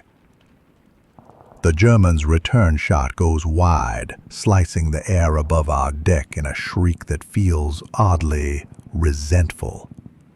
Smoke pours from his turret ring, something inside catching. Reeves seizes the moment. Finish him! Miller jams last AP in, muscles trembling. The Churchill shakes with discharge. Impact center mass, breach perhaps, followed by a sickening metallic crack. Seconds later, a miniature volcano erupts through the Panzer's turret hatch, a fountain of flames and scorched fragments. The gun droops, dead. Hatch lids clatter ajar, then clank shut again under the blast of internal ammo cooking off. Duel over. Silence is relative. Guns still bang elsewhere, tracks grind, men yell, but between us and the smoldering wrecks there is a sudden, hollow hush, as if the desert itself draws breath. Reeves wipes blood dust mix from his cheek, dabs after with a filthy handkerchief, shrugs at me. Got lucky. I exhale, lungs shaking. Sherman, too, has rolled to a halt, engine ticking down. Its crew minus commander spill out, faces chalk white. One drags the body, or what remains, into the lee of the hull. I force myself to look away. Grief later. Our Churchill, however, is lame. Track repair under fire is folly. Reeves calls back to battalion. A recovery tank will lumber up when gap allows. For now we are stationary gun. He waves infantry forward. Adams appears, dust-caked, escorting a dazed clutch of Germans out of a slit trench. They'd surrendered the instant our guns silenced theirs. One prisoner, helmet askew, stares gape-mouthed at burning panzers, perhaps still hearing orders ringing in his ears. Smoke columns tilt sideways on a fresh wind. Over wireless come reports Afrika Korps armor pulling back toward Kidney Ridge, leaving rearguard pockets to bleed us. Exactly the kind we've just blundered into. Corps HQ wants exploitation force through by mid-afternoon. We're the exploiters, Reeves mutters, half amused, half annoyed. I climb onto the Churchill's roof, scan through rising fumes. The battlefield stretches a surreal gallery, carcasses of tanks, both sides, strewn like iron boulders, men picking paths among them, some helping wounded, others hunting shade under mangled sponsons. Dust devils, pirouetting, flinging burnt paper skyward. Above, gulls of smoke drift into a sky perfected blue, the sun a white furnace. A distant throb of engines grows, armored cars, likely our honeys probing beyond breach, good sign, but dusk is hours away. And Rommel's rear guards have teeth. I glance into the turret. Miller slumps against ammo racks, eyes closed, blood trickling anew from nostril. Exhaustion weighs heavier than armor. I give Reeves my canteen. He passes it on. Stay with her till Arv comes, I tell him. I'll push on with the foot sloggers. Reeves grins crooked, salutes 2 fingers. Bring back a new track for us, if you find one. I drop to sand, legs wobbling after hours penned in steel. Adams falls in beside me. Together we follow the advancing line northwest, weaving through fresh craters. Overhead comes the droning hum of fighter bombers, our Kitty Hawks this time, swooping low to strafe retreating truck columns. Their wing guns chatter a swift, stinging applause. Passing the burning Panzer I disabled earlier, I catch a last sight. Its commander's goggles fused into melted visor, reflecting desert sunlight in warped patterns, as though even glass melts but still tries to see. I tip an invisible hat, not in triumph, but in acknowledgement of shared peril. Ahead, the noon sky quivers with rising heat. Dust clouds mark retiring armor. Black smoke marks where some didn't make it. Orders crackle through new field sets. Exploit southwest of Kidney. Cut enemy escape route. Men nod, adjust slings, tuck helmets tighter. Teeth gritted, we march. My heart drums in ragged cadence. Half fear, half fervor. The point-blank duel still echoes in bone and ear. I can almost taste hot steel, smell the sweet, sick scent of cordite mixing with burning paint. Yet the horizon keeps beckoning, whispering that the battle's hinge has shifted in our favor if only we keep pushing before the sand cools. And so, under a sun that shows no mercy, we press forward, across dunes littered with the armor we have slain, and the armor that might yet slay us, toward a future suddenly visible through wavering heat. Afrika Korps in retreat, and beyond that, perhaps, the long-promised road to victory. The afternoon sun presses down like a smith's hammer, flattening every color to bleached bone. Heat shimmers off the captured ridge behind us, warping wreckage into wavering mirages that dance just beyond touch. Adams and I slog on foot with the rifle lads, boots grinding powdered limestone, sweat rolling through dust until it cakes in salty runnels. Each breath scalds the lungs. The air smells of scorched oil, cordite, and something sweeter. Burned rations, maybe? Or burnt flesh? Hard to tell anymore. Ahead, 2 Shermans idle exhausts rippling the horizon. Their commander, Lieutenant Charlie Price of the Bays, flags us over. His loader caught shrapnel. They need bodies. Adams climbs through the driver's hatch, slips behind controls as though born there. I haul myself up the turret, warm steel blistering my palms. Price grins, teeth white against coal-black grime. "Fancy another dance?" he asks. I nod, settle into gunner's seat. Muscle memory finds traverse wheel, elevation, hand crank. Inside smells of leather, sweat, and the sour tang of brass polish.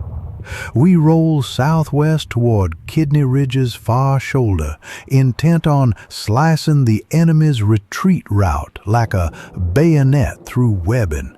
The desert hums with moving steel. Churchills, Stuarts, Bren carriers, treads clanking a staccato that vibrates in the diaphragm. Overhead, Kitty Hawks flash, their Merlin engines a deeper drone that lifts spirits. Radio chatter crackles. 8th Armored Brigade pushing in parallel, artillery shifting box by box. Momentum again, the word pounds behind every order. Price breaks at a shallow wadi lined with desiccated scrub. Beyond, open flat runs for a mile to low dunes where smoke columns rise. I scan through sight, nothing but haze and ant nests of shattered trucks. We clatter down the wadi wall, sand cascades rattles the sponson. At the base, the world suddenly erupts. First blast, sharp, percussive, sends a plume of sand 30 yards for. The second lands closer, showering us in gravel that clinks off turret like hail on tin. 88s, well sighted, zeroed. My guts not. Price guns the engine, Adams opens throttle, the Sherman lunges, another explosion to port, geyser overtops the hull, knocks my helmet sideways, fills ears with ringing, shell hisses overhead, followed by a scream, human, not metal. I pivot through turret periscope. The trailing Sherman, call sign Red 6, has taken a direct hit to rear deck. Flames gush from engine grills in violent orange tongues. Its turret spins aimlessly, gun elevating skyward like a question. The commander, Jacko Barnes, a joker who shared his last tin of jam with us at breakfast, pops the hatch, torso aflame. He tries to climb free. Fire clings to him, hungry, licking cloth into embers. He falls back, then surfaces again, arms flailing, mouth open but sound lost in engine roar. The driver bursts from lower escape hatch, uniform smoking rolls in sand. Loader follows, tunic on fire, screaming for water that isn't there. Price yells, "Hold steady!" Adams slams brakes. I wrench open turret roof. Blast of heat hits like a furnace door. I leap down, boots skidding, sprint toward Jacko's Sherman. Heat haze distorts distance. Each step drags as though knee-deep in syrup. The burning tank roars, ammunition inside cooking with muffled booms. Jacko, still half out the cupola, arms melting wax, face I barely recognize beneath flame. I clamber up scorching glacis, paint bubbles, boots smoke, but adrenaline dulls pain. I grab his webbing strap, pull. Flesh slips, charred strap snaps. He screams, raw animal sound. My gloves spark alight. I swat them off, bare hands searing on red-hot steel. Adams is beside me suddenly, hauling a canvas fire blanket. Together, we throw it over Jacko's torso, smothering flames for an instant. I tug again. He shifts, but his legs are trapped. Inside the turret, propellant ignites with a whoomp.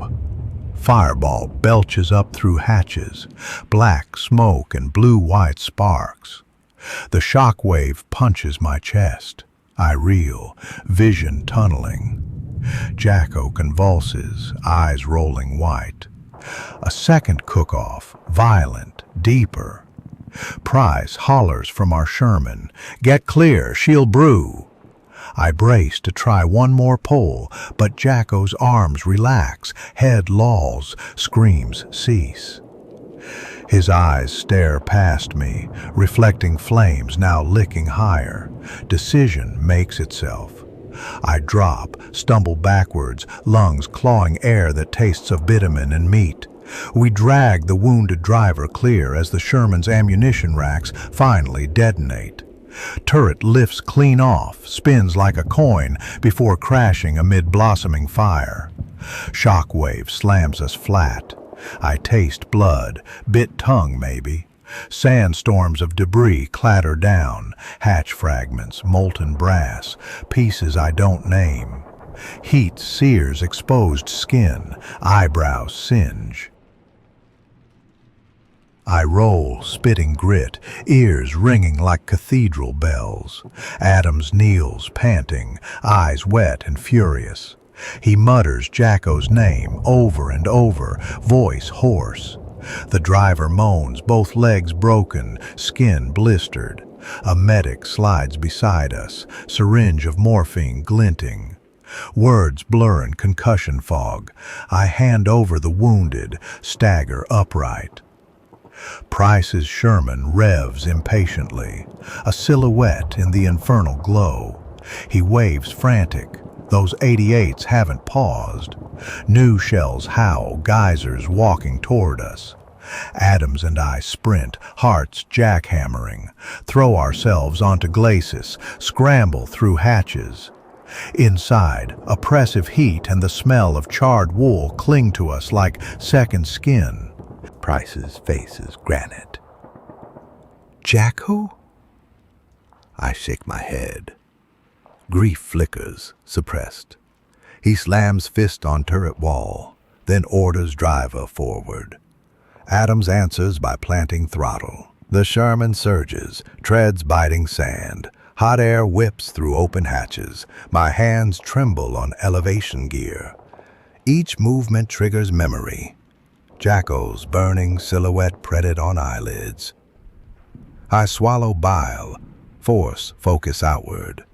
Through gunsight, I scan crestline ahead where muzzle flashes strobe. There, an 88 shield half hidden behind camel thorn. I line crosshairs, breathe, squeeze. Our 75 roars, recoil thumps seat.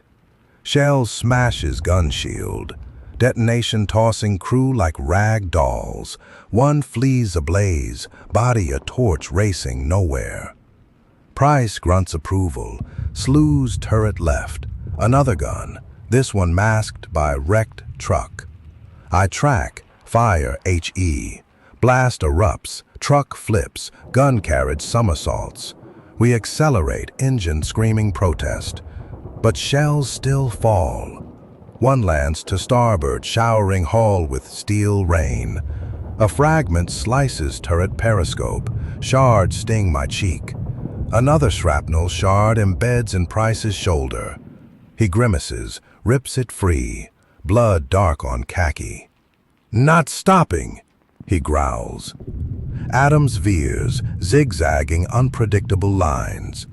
Riflemen to our rear advance in bounding rushes, bayonets glinting. I spot Adams' former infantry mates waving, their cheers lost in din. Momentum regains its vicious rhythm, forward, always forward. Yet Jacko's screams ride the engine note.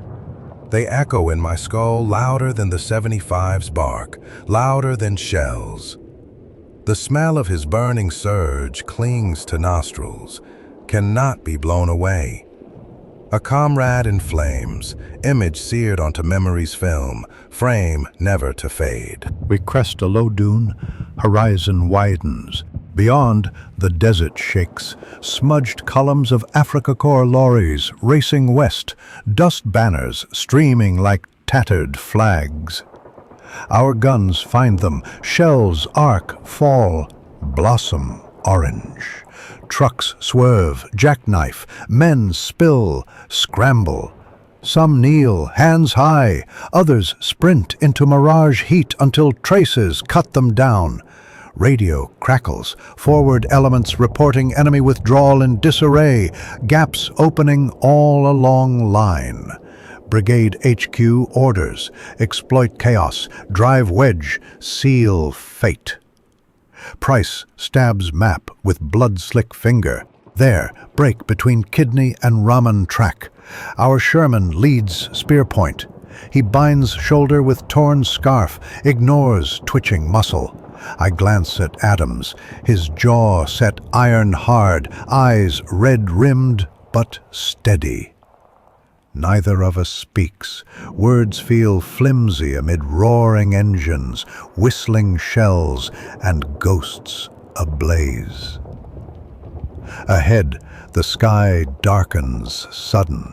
German Stukas diving, sirens wailing banshee notes. Bombs detach, glinting like sinister confetti.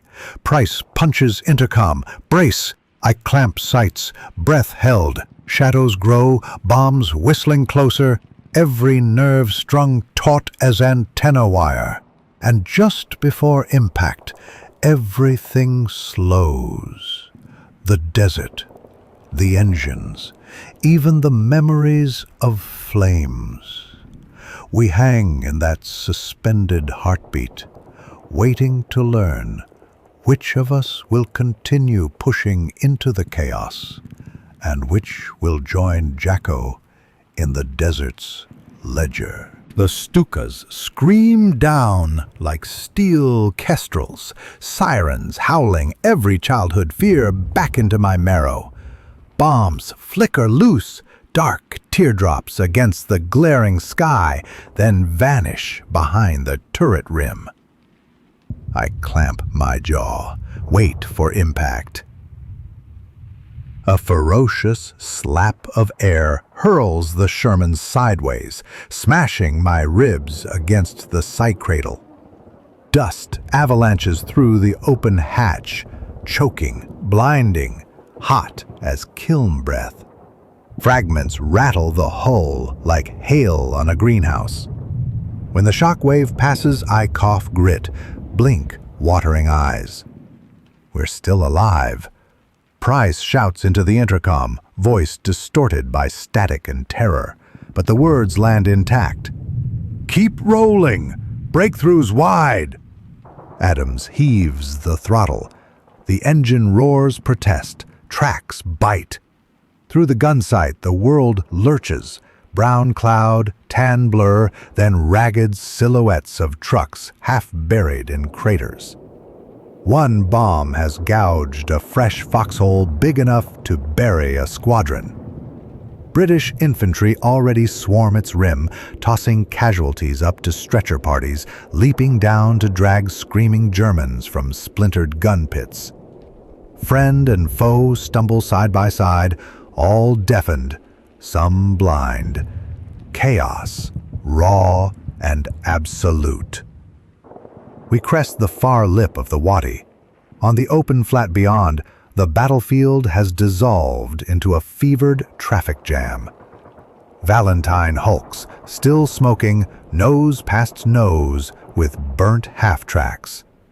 Morris tenders weave among them, fenders scraping ruin, drivers leaning on horns submerged beneath engine thunder.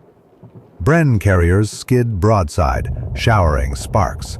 Somewhere, a dispatch rider revs helplessly, rear wheels spinning in soft sand, curses swallowed by wind. Nobody's commands reach farther than a man can shout. Radio nets fizz with overlapping pleas. Still receiving? Grid 7-3 heavy MG.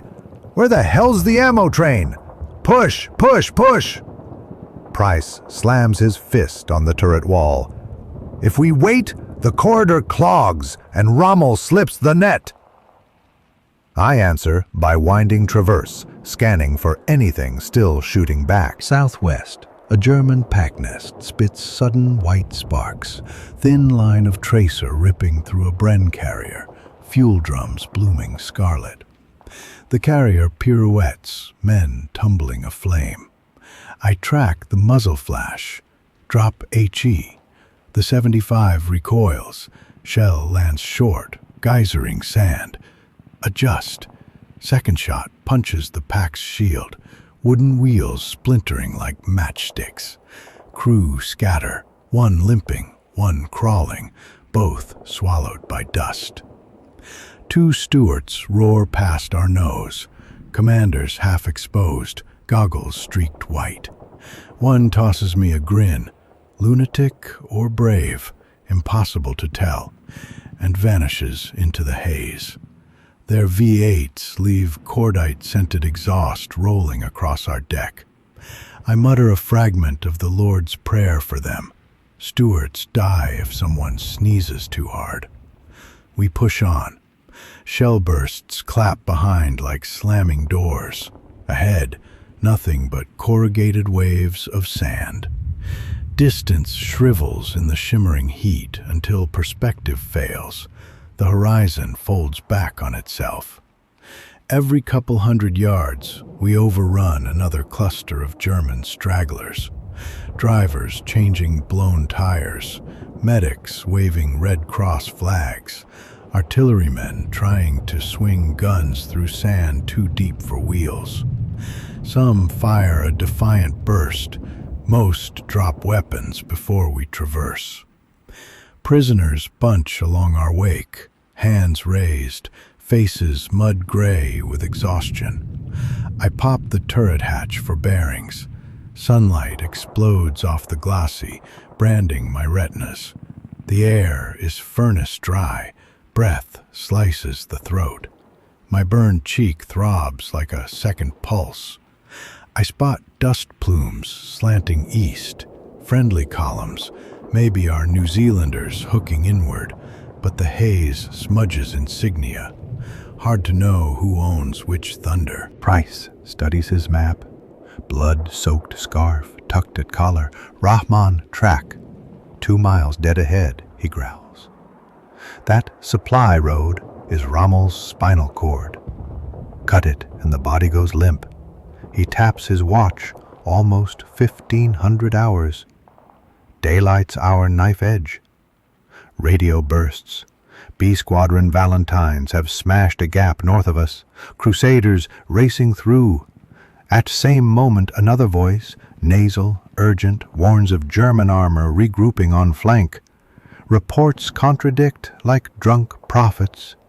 Orders arrive 3 layers late, drowned by engine noise and heartbeats. The only certainty? Forward.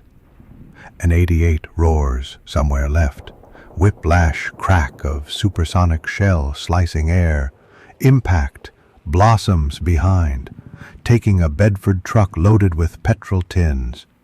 The explosion climbs 50 feet, a black-red geyser that rains burning fuel. We feel the heat as a wave. Price barks, "Flank it, right arc." Adams swings wide.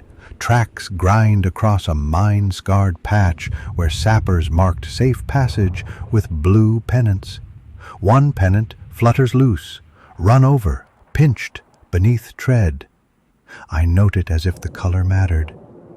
Ahead, a low ridge wavers, barely a dozen feet high, but atop it I spy cylindrical shapes.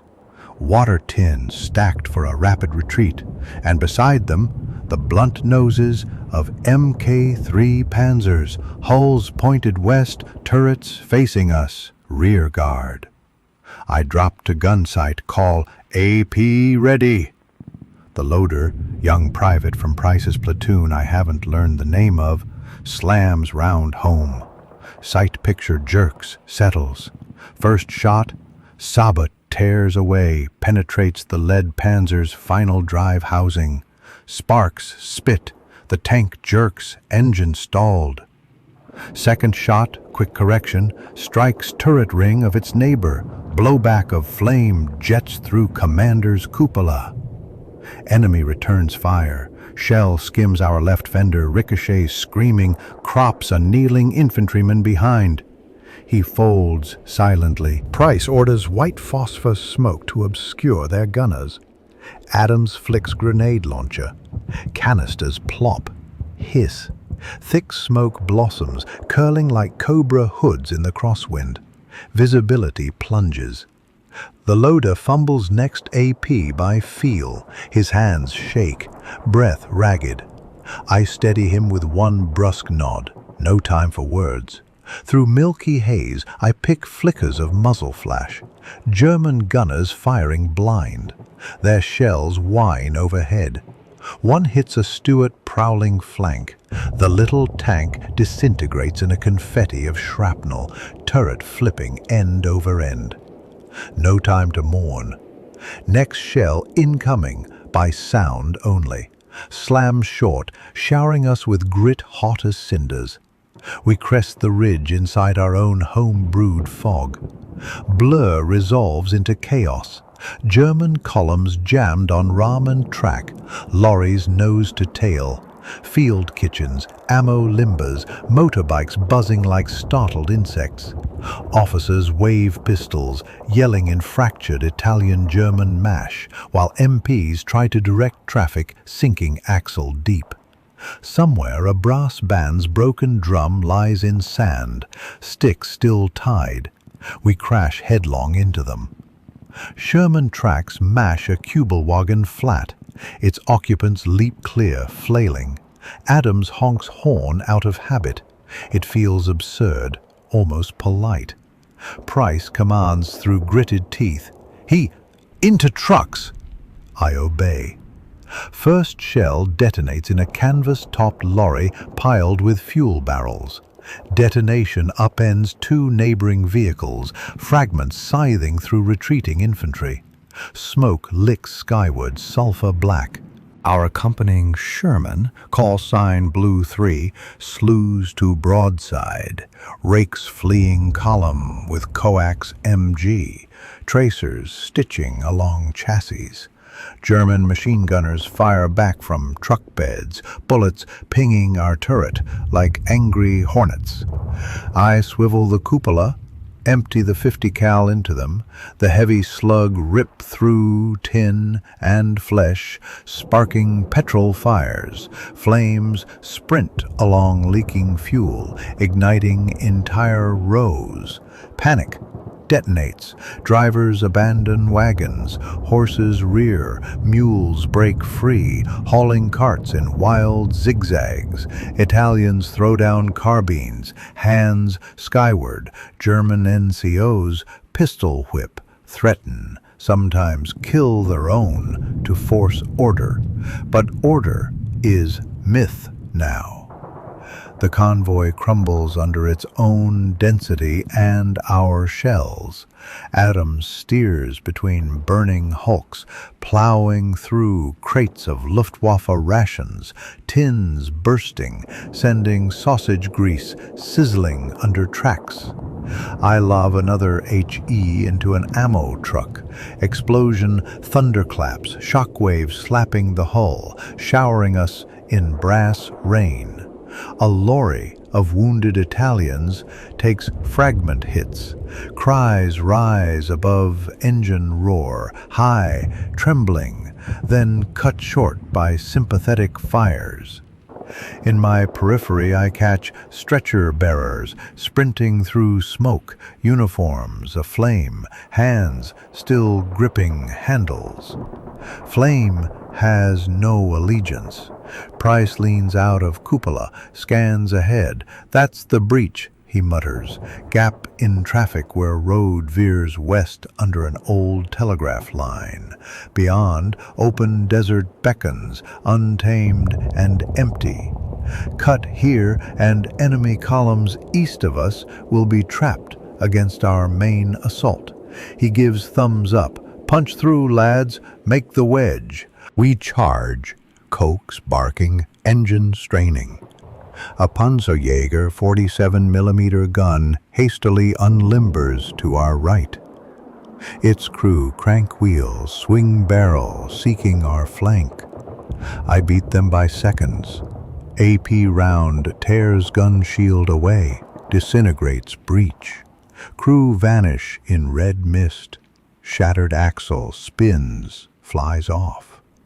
As we breach, we nearly collide with a Honey recon tank rocketing opposite direction. Aerials bent, commander screaming coordinates. He whips past, dust plumes swallowing his message. Moments later, 3 Grants plow in, their 75s thundering at point blank, smacking German half-tracks to spitting fragments. The Rommel track is now a slaughter ground. Dust thickens, dusk-like under midday sun. Firelight paints smoke bottom orange, top jet black. The temperature climbs, steam room inside turret, breath too hot to swallow. Loader's face bleeds from nose. He wipes sleeve, keeps passing shells. Price's injured shoulder soaks scarf anew, crimson rivulets lost in grime. And then sudden quiet. Not silence, never that, but a pause. Our immediate targets either burning, surrendered, or fled into the waste. Shell impacts recede northwest. The Shermans idle, engines ticking down. I peer over the cupola rim. Rommel track westward lies deserted, except for retreating dust devils and distant silhouettes. Enemy remnants tearing toward dusk horizon. We have cut the spine. Infantry catch up, fanning across smoking road, herding prisoners, dousing fires where ammo still threatens. A chaplain kneels by a ditch, murmuring over the dead, irrespective of color of tunic. A corporal from the Sussex climbs onto our track guard, offers a dented water tin. I swig, liquid lukewarm, holy nonetheless. Channel 2 crackles alive. Coulson's voice, strained but jubilant. Breakthrough confirmed across sector. Afrika Korps falling back toward Fuka. Maintain pressure. Night pursuit likely. Godspeed. Static swallows last word. Price lowers binoculars, meets my eyes. Beneath grime his grin twitches, equal parts triumph and disbelief. Adams slumps at driver's controls, hands trembling now that forward motion has stilled. The loader sits cross-legged on turret floor, lips moving soundless, perhaps praying, perhaps counting shells remaining. 3 AG, 4 AP, 1 smoke. Enough to keep going. I haul myself onto the deck, legs rubbery. The sun hangs above western sky like a forge hammer paused mid-swing, but shadows grow long, cooling. I stand amid wreckage, split fuel drums, shattered crates, twisted rifles, listening to the desert's uneasy hush. A flock of crows, black against amber light, descends to pick at abandoned ration tins. Somewhere a harmonica begins a shaky tune, some lad's way of announcing he's still breathing. Breakthrough. Under hell's own confusion, we carved it. But pursuit waits, and night will bring its own kind of terror, cold, unseen, full of flare-lit ambush and creeping fear. I glance west, where enemy dust plumes fade. The horizon invites, challenges, dares. I climb back into the Sherman, pat Adam's shoulder, nod to Price. "Onward?" he asks, voice rasping like rusted hinges. I answer with a single word that tastes of dust and blood and fierce, unbroken will. Forward. The sun tilts toward evening, yet the heat still swirls off scorched hulls in liquid ripples. Every breath tastes of baked metal. Our Sherman idles amid the wreckage we've made, engine rumbling like a tired bull, tracks caked with blackened grease and pulverized ration tins. Above the clatter of stretcher parties and the pop-pop of ammunition cooking in distant fires, Colson's voice scratches through the wireless. Afrika Korps columns sighted retreating northwest in 2 broken streams. All forward units to pursue, disrupt, deny rest. Radio static hisses, swallows half the sentence. But the intent is clear. No pause, no mercy, not tonight. Price wipes blood-flecked sweat from his jaw and flicks a questioning glance down the turret. I thumb the loader's shoulder. He gives a jittery grin and nod. Adams rolls his aching wrists, feet poised on pedals. We're running low on shells and lower on water, but momentum is all we have. So we lurch back onto the Rommel track, weaving around overturned fuel lorries that roar like giant torches. Long plumes of dust smear the horizon. Enemy trucks flogging engines, desperate to outrun our guns. Whistling shells from a rear guard battery streak overhead. Their flight ends somewhere behind us in dull, defeated thuds. Machine gun bursts pop desultory from half-empty belts as panicked gunners spray shadows more than targets. Their discipline, once razor-keen, is fraying. We pick up speed, clanking over shattered timber bridges and the skeletons of staff cars abandoned nose down in wadis. Sunlight slashes off bent hubcaps, momentary daggers that sting the eyes. In our wake, riflemen jog, boots slapping sand, too weary to cheer yet unwilling to let go of the chase. A sand-laden wind rises from the west, curling thin scarves of grit across the track, wrapping the whole chaotic procession in copper-colored haze. 3 miles on, we overtake another tangle of retreat.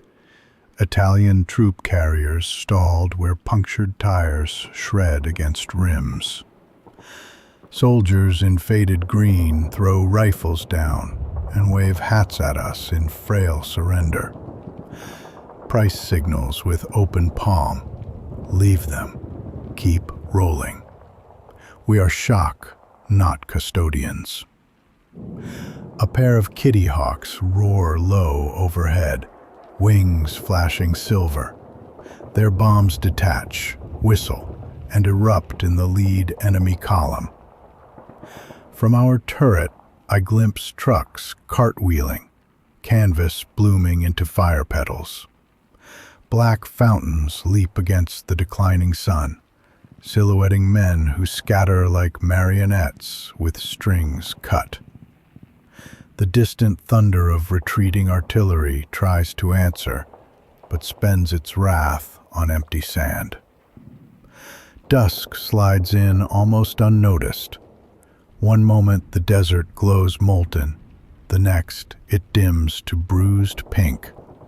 Heat lingers, yet the promise of desert chill already pricks skin under grime. We halt briefly by a burnt Panzer to scavenge its racks. The loader and I yank 2 intact AP rounds, still warm from the gutted hull. A third splits in his hands. He flinches, but the casing is inert, explosive spilled away. We toss it, grab a half-full jerry of radiator water instead, gulping metallic mouthfuls that feel like life rebottled. A swirling sandstorm chooses that moment to rise, wind keening across open flats, whipping dust into veils so dense the horizon folds up like theater curtains. Visibility drops to 50 yards. Headlights only thicken the glare. Adams clicks the blackout hood over the driving lamps, watches the compass, creeps forward by feel. The Sherman's hull hums, armor vibrating in sympathy with the gale. Grit rattles vision blocks. Sand snakes hiss along the track plates. Somewhere ahead, engines misfire. Then a crunch, a shouted curse in German. We edge closer until shapes emerge. Ford lorries jackknifed, a staff car crushed beneath. Officers in peaked caps argue, pistols waving useless under dust-blinded lamps. Price pops the hatch, raises a megaphone stolen earlier. Hands up! Waus! Schnell! Even through the storm, his voice cracks like a whip. The officers stare, stunned. Then one flings his pistol away and sinks to knees. Others follow, figures dissolving into blowing sand. We trundle past, leaving them for foot infantry who will arrive with the calmer sky. Shell flashes flicker on far right horizon. Our artillery harassing deeper echelons now. The storm swallows sound, yet each distant bloom paints the dust-bright salmon for a heartbeat, revealing ghost silhouettes of retreating columns. We guide on those flashes, like sailors steering by intermittent lighthouse beams. Night finally claims the desert. The wind eases, the dust drops, and stars flood a purple vault so clear it feels rinsed. The temperature dives. Sweat dries to salt crusts that crack when we move. Engines cool, clatter louder in thin air. I pull a blanket scrap from stowage, wrap shoulders, keep scanning through gun sight. Every few minutes we pass burnt-out hulks still radiant with residual heat. Their metal glows dull cherry, throwing upward flickers that play across armor like devil's footprints. Around 2200 hours we crest a low ridge and see taillights blinking in ragged file, a snake of Afrika Korps vehicles straining along a wadi floor, trying to slip away beneath the moon. Our column is down to 2 Shermans, 1 Churchill low on fuel, and a brace of Bren carriers packed with wide-eyed Tommies. Price confers over radio. Orders: harass, delay, do not overextend. But the sight of the enemy, almost within shell reach, burns hotter than caution. We cut engines, glide downhill until treads rumble on hard pan. Moonlight silver plates the gun barrel. I lay the sight on the trailing truck, a fuel bowser by its sloshy sway. Price whispers, 1 round, make it count. The loader slides in AP by habit, but I shake my head. He swaps, thumb trembling. I breathe, steady, squeeze. The 75 shatters the night. Muzzle flash whitewashes the turret, deafens momentarily. Shell finds the Bowser dead center. An orange fist punches skyward, fuel splashing into a rays of flame that drip back like fiery rain. Panic ripples through the column. Drivers brake, some leap out, others ram forward into blind confusion. Our coax stitches tracer into sideboards, rupturing tires. Adams guns the engine. We charge along flank, firing short, deliberate bursts. Bren carriers disgorge infantry who sprint between shadows, chucking grenades into stalled engines. A single 20mm cannon barks from an SDKFZ spit of green tracers. One carrier flips engulfed, screams lost in blast. The Churchill lumbers up, lobs star shells, magnesium glare freezes chaos in glaring tableau. Faces aghast, hands raised, dust motes sparkling like malevolent snow. Within minutes the convoy surrenders to the night. Dozens of prisoners kneeling, rifles tossed in a heap that smells of hot oil and fear. We torch the intact fuel dumps, leave the wounded to medical squads, then resume crawl westward. Petrol fumes waft behind, mingled with cordite and the sickly sweet note of burned rations. Past midnight, radio reports converge, enemy armor abandoning field pieces, blowing breech blocks, spiking guns. Sporadic shelling dwindles to lonely booms, then silence thick enough to hear our own engines echo off distant dune faces. The Afrika Korps, once a coiled fist, is unraveling into separate fingers of retreat. We halt on a rocky shelf to refuel from captured drums. Stars wheel overhead. Orion's belt seems aligned with our gun barrel, as if the sky itself urges forward fire. Adams mutters about home. Pub lights on Dartford Heath, brass band Sundays. Price stares into dark, blood-crusted scarf, now stiff as parchment, and breaks the forbidding hush. Tomorrow, lads. Tomorrow they'll be halfway to Fuka, and we'll ride their heels. No one disagrees. I clamber down slope to relieve myself, and nearly trip over a German medical officer seated against a boulder, arms folded, cap askew. He looks up, not afraid, more resigned. Moonlight exposes caked tears on dusty cheeks. He asks, in precise English, whether we have morphine for his wounded, still in a lorry east of here. I tell him stretcher parties will follow at dawn.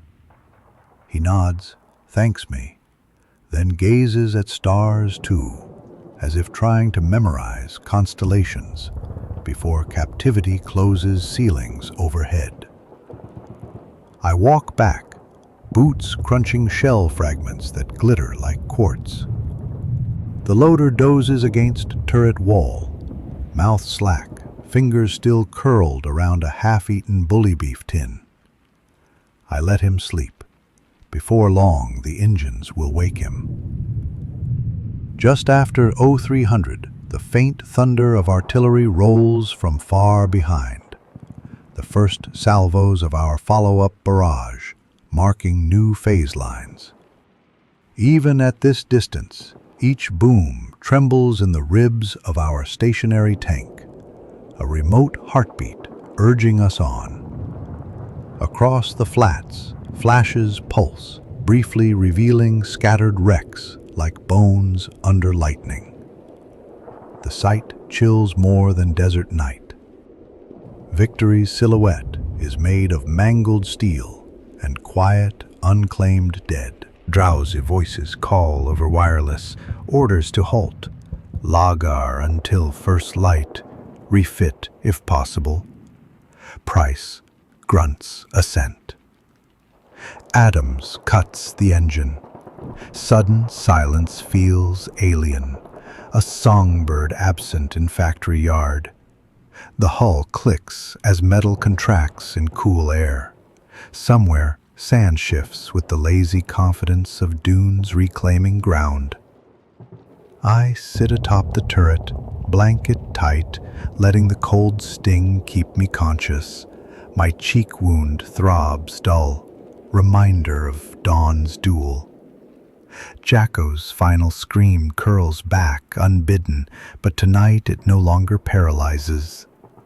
The core that set him alight is now itself aflame, stumbling west on ruined tracks. A shooting star arcs low, perhaps shrapnel still cooling, perhaps omen. Either way, it falls beyond the horizon we will chase in a few hours. I whisper a promise to keep moving, to hammer retreat into rout, because momentum is everything. And mercy, though human, comes only after the enemy is disarmed. Somewhere behind, a Churchill crew sings off-key, a slow Dorset sea shanty twisted by exhaustion. The tune drifts over desert, mingles with the faint tick of cooling metal, and, for the first time since the barrage began, I sense a fragile flavor of triumph. Bitter, charred, but present. I close my eyes, let the stars burn patterns on the inside lids, and wait for dawn's first ember to strike the eastern lip of sand, the signal to mount up, button down, and chase what remains of Rommel's army into the furnace of a new day. Dawn edges over the desert like a slow-blown ember, painting the eastern sky the color of heated steel. Engines cough awake across our lager, deep Churchill throats rasping Crusaders, the steadier growl of Shermans like ours. Metal pops as it stretches under first warmth. Petrol fumes mingle with last night's campfire smoke. The loader blinks grit from swollen eyelids, passes me the final mug of tea brewed in a mess tin, blackened beyond redemption. It tastes of sand and victory in equal measure. Monty's night message crackled through before first light. Afrika Korps confirmed in full retreat toward Fuka. Royal Dragoons already harrying their rear. Our task, push to the sun-cracked escarpment of Tel El Akakia, take high ground, keep the hammer on the anvil. Price buttons up with a wince, his shoulders stitched, but still leaks through the dressing. Adams flexes burnt fingers on tillers, nods that he's ready. I settle behind the gun sight, cheek bruised where recoil kissed me yesterday. A battered paper flag, regimental colors scribbled on a ration box, flutters from the aerial stump like a defiant scrap of carnival. We move off in column, treads clanking a tempo that echoes inside my ribs. Fresh sun strikes armor so fiercely the glasses flashes white, forcing squints behind goggles. Dust fountains under every track and hangs in languid curls until the convoy has long passed. Radio static spits half words. Contact, roadblock, flames still active. Somewhere artillery thumps sporadically, but the thunder now sounds distant, resentful. A mile on, we crest a low ridge and the battlefield unfolds, an endless graveyard of machines. Burnt panzers lie gutted, turrets flipped, black skeletons stark against glowing sand. Lorries sit charred and sunken, canvas roofs collapsed like wilted flowers. Stretcher parties thread between twisted hulks, faces downcast, tunics stiff with salt and blood. A RAMC corporal waves our column past. Nothing left here to fight but flies. Their drone mingles with engine roar, an anthem for the fallen. We trundle along a track rutted by retreat. Tires scraps, abandoned helmets, water bottles trampled flat. The wind picks up, singing through busted radiator fins, a hollow, fluting note that raises goose flesh despite the rising heat. In the haze ahead, we spot dots of motion, prisoners under desultory guard, shuffling eastward in ragged columns. Some carry their own wounded on makeshift stretchers fashioned from bed frames. One man smiles as we pass, a small, embarrassed lift of lips, as though benefiting from another's hospitality. I avert my eyes, not from pity, but from the knowledge of how closely our fortunes could have reversed. Price calls halt at a dry wadi, orders dismount. We clamber down, limbs wooden, boots sinking in powder-fine sand. Sun already stings exposed skin. The loader wanders a few paces, finds an intact jerry can stamped Wasser. He upends it. Dust trickles out. We laugh, the sound cracking like old parchment. Nearby, a Crusader crew has rigged a ground sheet between Spanish bayonets and a battered road sign reading El Rare. Beneath its shade, they share cigarettes with a Luftwaffe radio man who looks no older than 17. War's ledger briefly shows its absurd columns. Up on the ridge proper, resistance flickers, 2 50mm guns hiding behind rock mounds, spitting dusty flashes. Their rounds whistle over, strike the sand with lazy puffs, 30 yards left. I climb back to turret. Adams guns forward just enough to give me angle. One HE shell answers. Rock erupts. Gun shield cartwheels. The second crew surrenders without drama, hands raised before the dust even settles. I radio grid. Infantry will collect them. Beyond the ridge, the desert drops to a sweeping basin. Through shimmering heat, we spot the scattered tail of Afrika Korps, fuel Bowsers limping, staff cars weaving, solitary tanks, engine hobbled yet refusing to quit the dance. Far overhead, a squadron of Martin Baltimore's drones west, bomb doors yawning, our long arms stretching. Blossoms of smoke sprout along the distant track, each burst nudging retreat into deeper disorder. We push downhill, suspension creaking over dried mud ruts. The loader murmurs a dozen to himself, shell count. 6 rounds HE, 3 AP, a single smoke. Enough if luck stays. Cokes belts, half spent, barrels fouled to dull gray. My own head throbs inside tin hat. The desert glare pierces every seam. Suddenly, a lone Panzer III emerges from behind a rocky knoll, turret already traversing. Paint blistered, track sagging, but spirit unbroken. It opens at 600 yards, shot cracks, kicks sand across our glacis. Adams swerves, we slide, gear teeth gnashing. I thumb elevation, squeeze. Our 75 barks, shell streaks, scalps his cupola, showering the open hatch with molten shards. The German answers with machine gun bursts that ricochet off the barrel in angry sparks. Loader slams AP. I fire again, hit mantlet, dead center. Armor caves inward like wet clay. For a moment the Panzer simply stops, gun drooping. Then the hatch pops and 2 figures clamber out waving a dirty white undershirt. They stumble toward shade, leaving their steel coffin smoldering behind. I feel no surge, just an exhausted nod to inevitability. Mid-morning sees us atop Tel El Akakir, a plateau broad enough to park a brigade.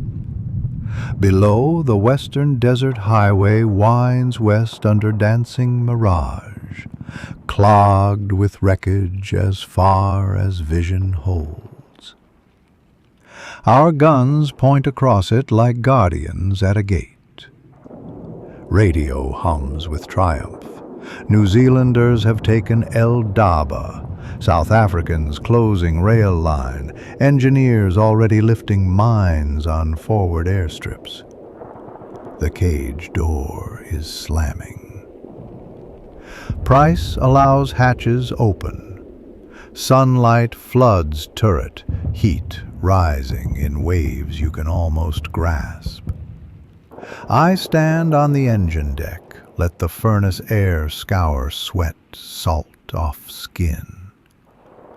The wind tastes different here, drier still, yet carrying a faint tang of sea far west.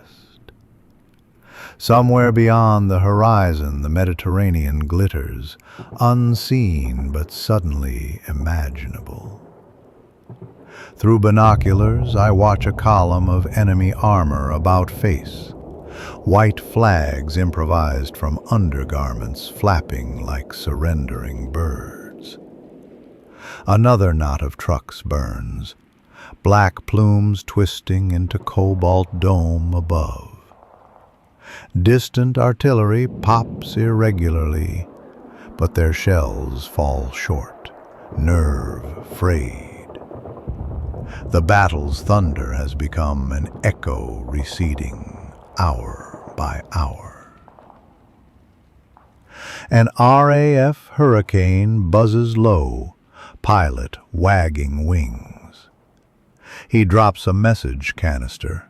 It lands with a thud near Brigade Corponer Jeep. Runners fetch it.